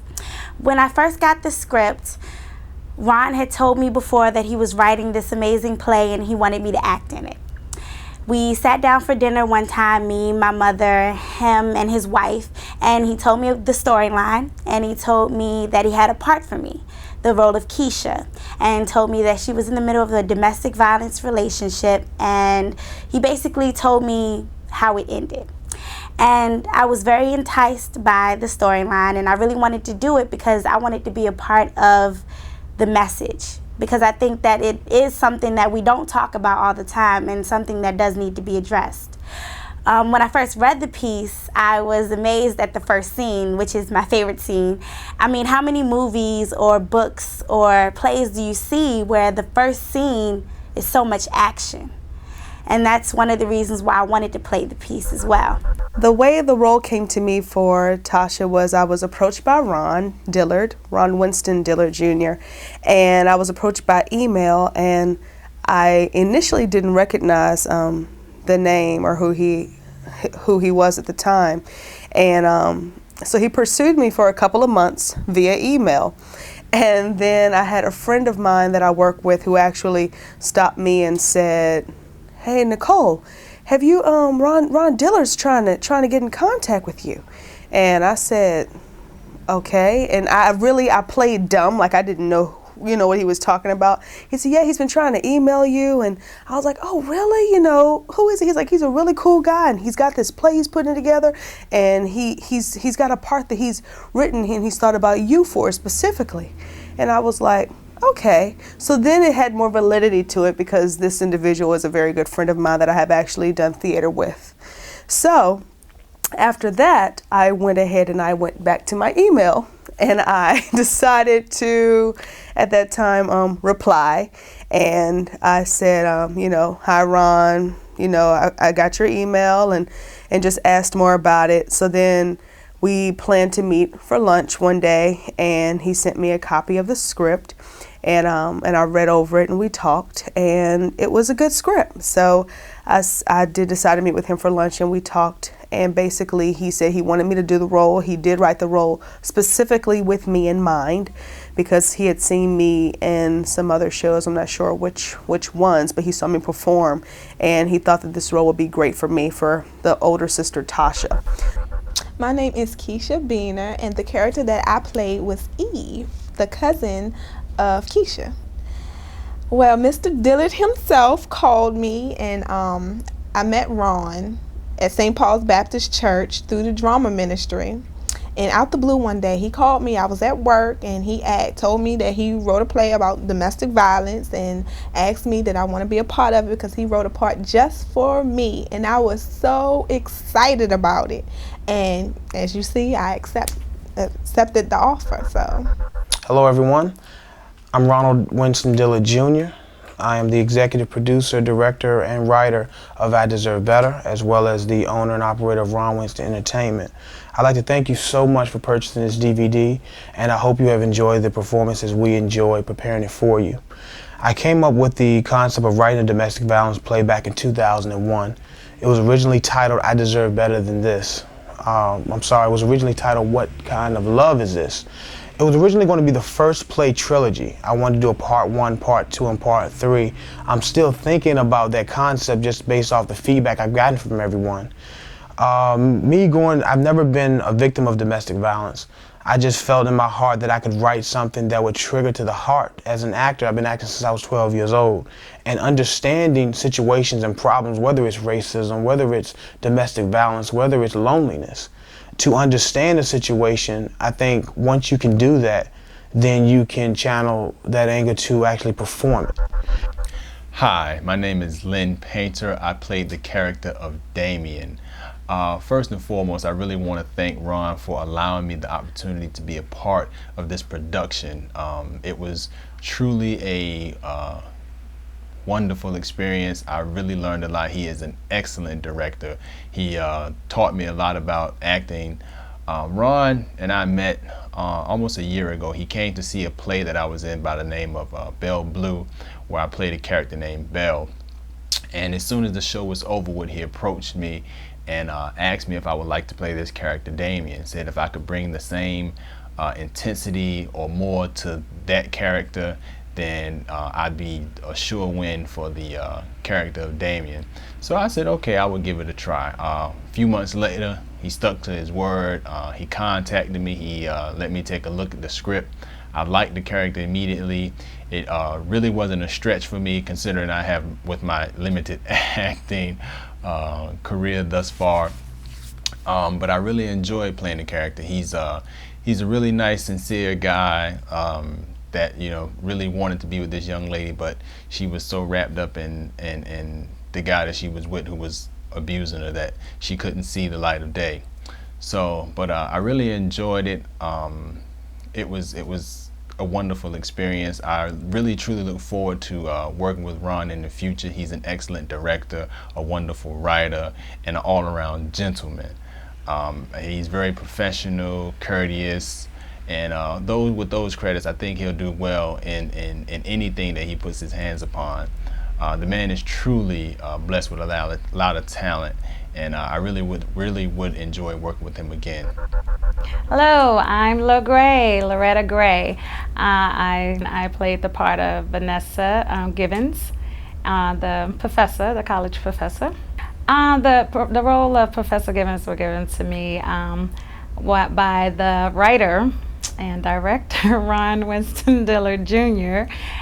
He saw my video reel, a full motion video, and he asked me to come in and audition for him. And so I did, and I was selected for the part of Professor Givens. Hi, my name is Celeste Davis Foster. I'm the producer of I Deserve Better with Ron Winston Entertainment. Take an opportunity today just to give you some insight in what we had to endure during this production. When I first met Ron and his wife, we met at St. Paul's Baptist Church, where we joined the drama ministry. And during that time, Ron showed the aspiration of doing bigger and better things. We talked briefly offline about some of the things he was writing and creating in the background, and I like to think, between me and you, I had something to do with pushing him to finishing this play. We met at one of my favorite restaurants. We sat down, we talked. He went in the lab and started writing and brought back this great creation called I Deserve Better. Took it home, read it, fell in love with it, and I think I probably called Ron every other week to make sure he was going to do something with this awesome product that I named I Deserve Better. During this process, somehow or another, I became a producer, and I got the opportunity to be in the background with all of the business part of the production. It was an awesome experience, very drooling, very tiring. We learned so much. We had a few bumps in the road at the beginning, but the product came out, and God truly blessed us. The cast, as you can see from looking at the DVD, was a tremendous, full of talent. They worked well together. We couldn't have been more blessed and more favored in this project. Well, usually I play smaller roles, like supporting roles, and this is my first main character role. And I would have to say the experience was amazing. My favorite part of the experience would have to be all of the backstage running around after you get off stage, after you pour out all of that emotion on stage, running back and coming back to Jasmine just to get dressed and running around backstage, and then having to totally zone out and get back on stage. That was pretty amazing. It was a lot of lines, and it was a lot of emotion that I had to go through a lot of the time. But one of the things that helped me is all throughout all of our practices, we always got a moment to zone and just take a minute to get in place. And that helped a lot during the show, because I always took those moments ahead of time just to make sure I was there. And Kisha was there as well. My character, Tasha, as the older sister, I thought that I really did appreciate her character being very strong and very to the point. I will say that there were some moments where I was challenged, because where I can be a strong individual, she didn't have enough compassion for me, because I am a very compassionate person. So there were moments where I really wanted to take the time and just really console Kisha and just, let Kisha know it's going to be okay. And it was like, no, Tasha is not taking that. Tasha will not even take the time to Tasha is going to make her feel what she needs to feel, because she needs to get out of the situation. And it was like, okay. So I definitely had to step beyond me and definitely become someone else in Tasha. Because I will say as an actor, it's great to be able to pull from things that you have within yourself, but you also have to take on the persona of another individual if you are portraying that, and it's not you. So Tasha had its challenging moments, but I will say I really enjoyed being a woman who doesn't take anything from anybody. That part was really nice, and but that's not me. So, not that I take stuff from anybody, don't get me wrong, but the fact that she's ready to beat somebody down in a heartbeat and not take any mess from them, and you know, just, she doesn't play. So I really did appreciate her strength and what she brought to the character, and I really did enjoy the sisterhood. I thought that everything was very well cast and very believable. From my older sister Tanya, we really looked like we could be sisters, and between the age gap and with us and Kisha, the baby sister, it really appears that we could all genetically be sisters, and then with our cousin Eve. So I thought the casting as far as the family members was very well done, and that's something that I really did like to see, which made it more believable. And I will say, even in some points, it really seemed like we did bond as sisters, all of us, Kisha, Tasha, and Tanya. And it was even funny because with our wardrobe, there were days where we actually picked out the same colors and same outfits, and it was like, okay, is there something else going on? But it just shows the camaraderie and the ensemble connection that took place as we worked on this project. The role of Chris, I wrote it because I wanted to tell things in a way that I played the part because I didn't think anybody else would want to play it. It's not a very popular part for other people. For me, it's an outstanding part. The guy's talking about cheating is wrong. Who wants to talk about that? He's talking about the fact of his own convictions, about the fact he hasn't talked to Jesus in 5 years. The fact that he was wrong, and he's just being brutally honest, saying things a lot of people won't say but maybe thinking. Well, what I did was I put myself in a position of, what if this really was my cousin going through it? You know, how would I react to my family member calling me and letting me know that they're in this type of situation and in this type of environment? So that's how I had to change it over. And also, I asked Ron, how did he want me to go about doing it? And he can play any part. So so you can just imagine Ron playing Eve. And so that's how it came together. I took the role of Tanya and found out that it was a combative role. Now, I've never done a combative role before, but you cannot believe the energy involved with being that active on stage. And I enjoyed that piece of it. Not only that, I worked with some great cast members, some very seasoned thespians, and that was a rewarding experience within itself. Professor Gibbons is a college professor of Kisha, played by Jasmine, and she's the person that finally, so many people were yelling at her and screaming at her and telling her she needs to get out of this relationship. Someone that finally could relate to her through just talking to her and telling her some facts and statistics and getting her to really look into her situation and leave this young man alone who was viciously and violently beating her. Working with everybody in the cast on this piece, I felt so lucky. We had an amazing cast, an amazing director, writer. Ron Dillard Jr. was awesome, and I thank him so much for giving me this opportunity. I really feel blessed being a part of this production, and I think that this piece is going to touch many, many hearts. It's a lot of talent, first of all, a lot of great actors in it. Then second of all, it delivers a powerful message. You don't know how many women and men are going through this today that needs to see it. Even the younger generation is going through it. High school are going through it. You know, I talk to teens that are going through different things like this. So I think it's something that needs to be seen to know that, you know, it's no longer just a certain amount of people. It's a whole lot of people are going through domestic violence. So I think it definitely needs to be put out there so people will know it's okay, you know, to overcome this. You know what I'm saying? You're not by yourself. It's help out there that you can get, you know. So that's why I think people need to see it. Well, my husband and I have a healthy relationships program that we conduct called For You I Will, and we focus on the principles needed to attain and to maintain healthy relationships. And our motto is healthy relationships for life. So I thought that I Deserve Better completely related to what we do, because our approach is being proactive. What to look for in a relationship so that you do not find yourself in a domestic violence situation, whether it's emotional, physical, verbal, all of those different types of abuse.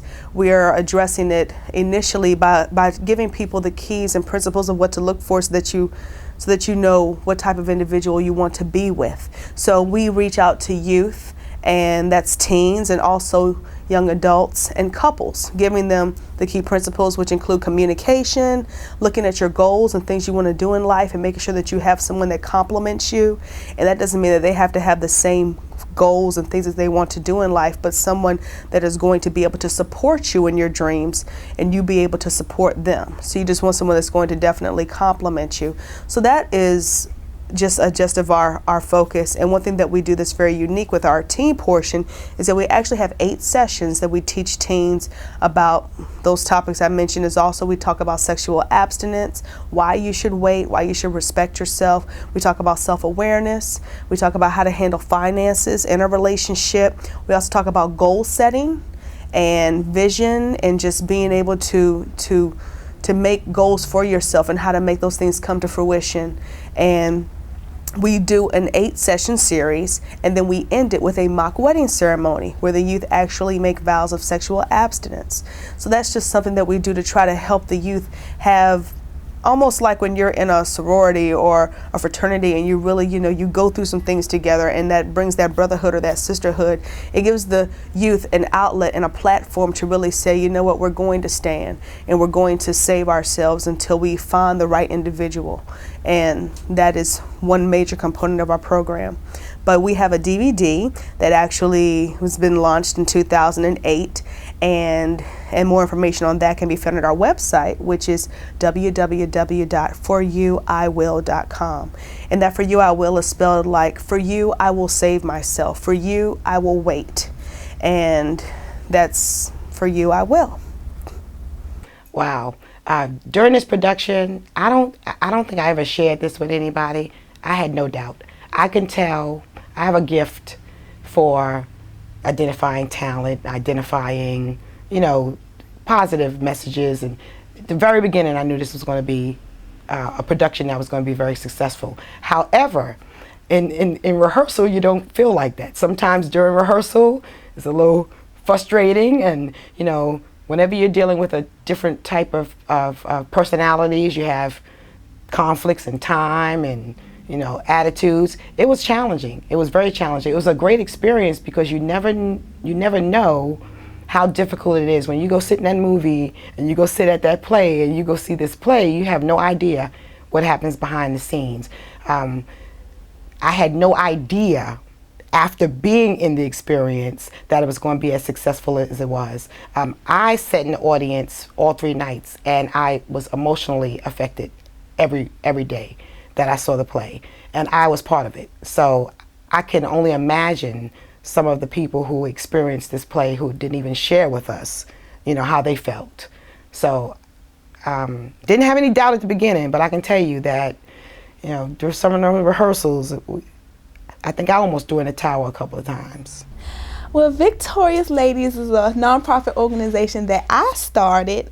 Basically what we do is we help women face and overcome those situations blocking them from becoming and being their best, personally and professionally. So we provide different seminars, classes, activities that help women to be victorious, to live victoriously. We also promote women businesses, and we get in donations, clothing, furniture, whatever it may be, and we try to get it out to those in need, and kind of not like the Salvation Army type thing where we sell it, we give it away.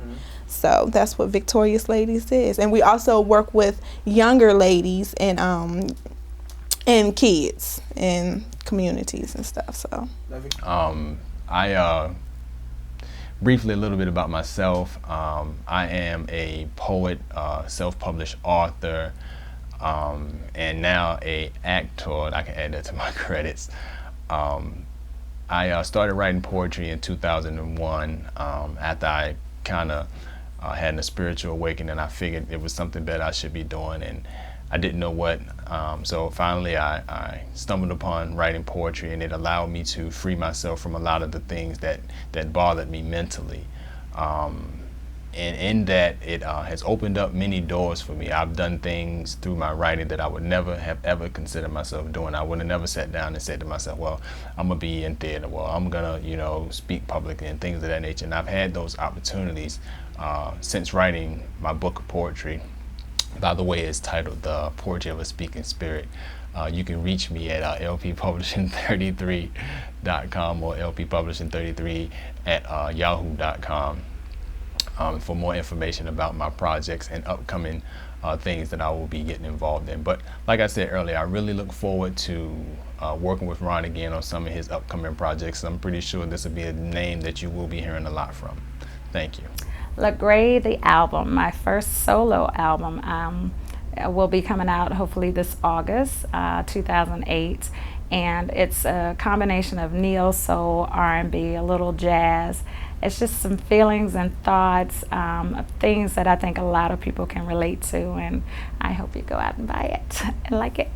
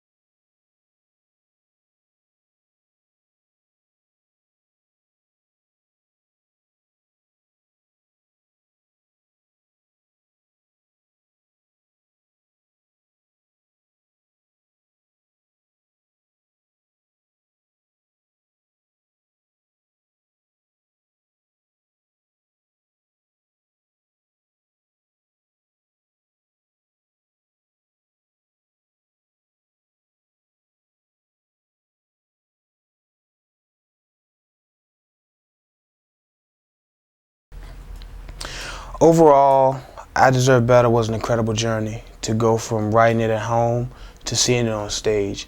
I had the opportunity to work with some amazing people. For everybody, I don't know if everyone really got it when we first started.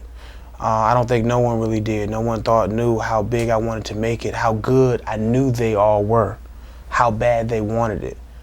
But on that Friday night when we got on stage, from we got on stage to see the camaraderie, even when people messed up, you couldn't tell it because they were so in sync, they were so prepared, they were so ready.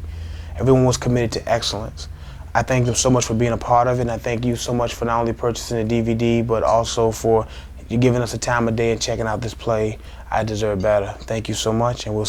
My name is Shannon Hetty, and I am the Executive Director of Safe Harbor, a domestic violence program that is in Henrico County and helps serve the Metro Richmond area.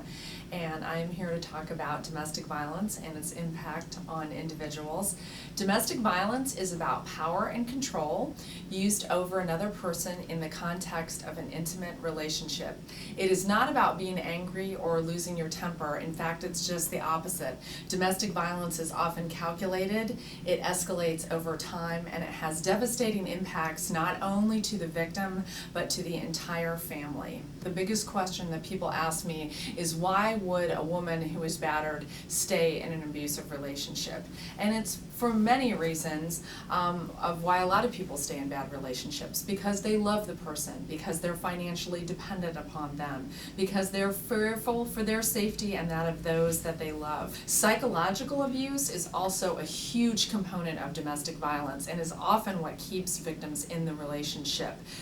Belittling them over time, telling them that they're nothing, being extremely jealous and possessive, paging or calling someone 20, 30 times a day is not uncommon. The biggest misconception about domestic violence is that it only happens to one group of people. I think we all don't want to believe that it happens in our homes, in our neighborhoods, in our schools, and in our churches, but it actually happens to everyone equally, regardless of your race, religion, sexual orientation, gender. And unfortunately, it's happening everywhere. I think we would love to believe that it's happening to another group, but I've seen all kinds of folks. So if you are confronted by a friend or a family member or someone in your church or synagogue that's a victim of domestic violence, the first thing you need to do is believe them and listen.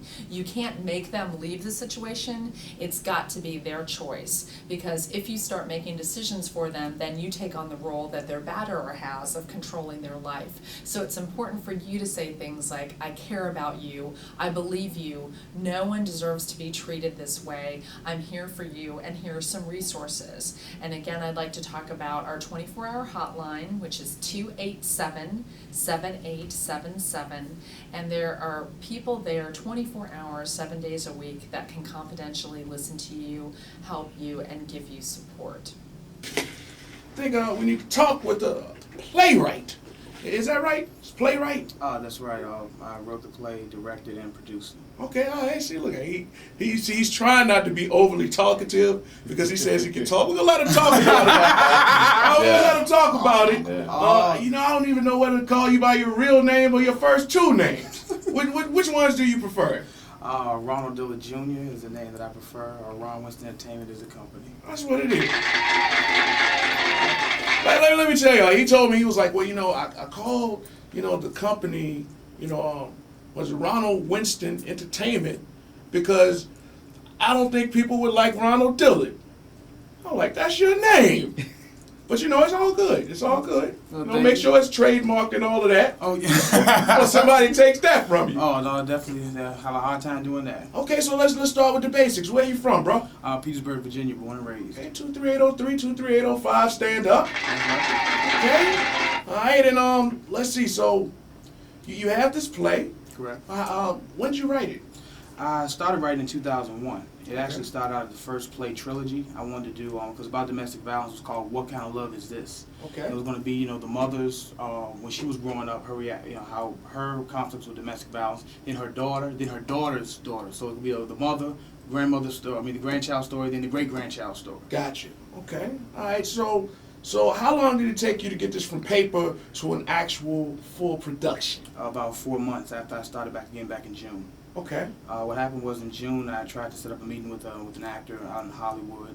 I wanted to fly for about 15 minutes to meet. I wanted to go and pay for his lunch and put myself up, fly to California, because I have some screenplay ideas and I also have some ideas for different type of television shows, reality shows. And I made a promise that if I didn't get that meeting, I wasn't asking anybody for anything. I was going to do it myself. Okay.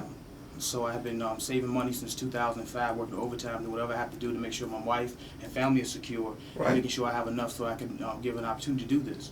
And when I didn't get that meeting, I laid in the bed and I said, look, Lord, tell me what play you need to do. He said, do the one you started doing in 2005. I started rewriting it. And I finished it back in November and I went to the cast. And the only way I was going to do it is if I got 10 out of 10 people to say yes.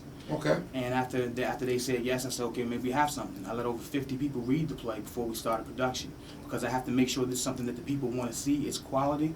Good is not good enough for my customers. Great is a waste of time. Excellence is what I stand behind. Excellence is what I guarantee. Okay. Damn. Ronald Winston, what? I'm gonna go ahead and tell you. I mean, it's a domestic violence play. We don't glorify violence, but there is some combat in this play, and it's not gonna be the same old. You got a little bit of preaching, you got a little bit of hood, you got some education, you got some statistics, which have been back. Big ups to Chris Kane, Safe Harbor, because I let 2 domestic violence organizations read this play. Okay. They told me that my facts were in order and that the way I was telling it was exactly right. Because to me, who better to tell me than someone who deals with this every day, or at least 8 to 5, Right, 5 days a week. It's just like a company say, hey, you made a pretty good sedan. Because I want to make sure that not only are my stats and everything right, but we tell a realistic story.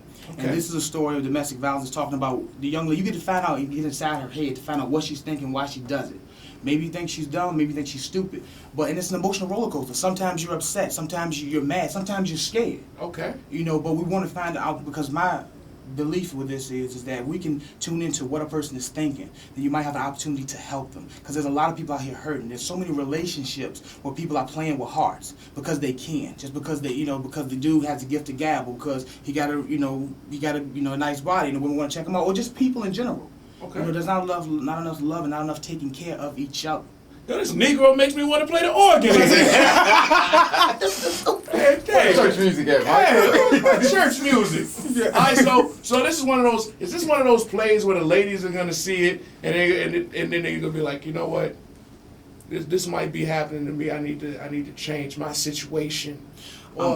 Is this an inspirational type of play? Yes, it is. One of the things on my logo says inform, inspire, entertain. I want to do all 3. Okay. I want to inform you, I want to entertain you, but I want to inspire you. If you're going through this, before anybody else can help you, you got to help yourself. And it's not going to be easy. Everybody can say that. It's not that easy. First you got to say, okay, look, I love Leroy, I love Tyrone, whoever it is. But if he is not treating me the way I'm supposed to be treated, I deserve better. And you just can't feel like you deserve. You got to execute. Execution.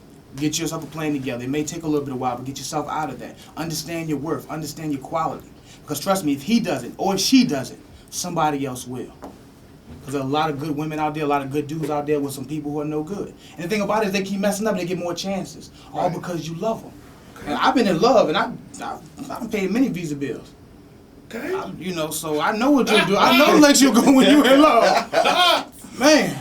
Okay, so look, this display is going on this weekend.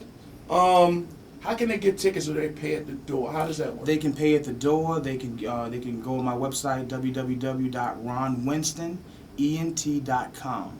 Say that again. People have to.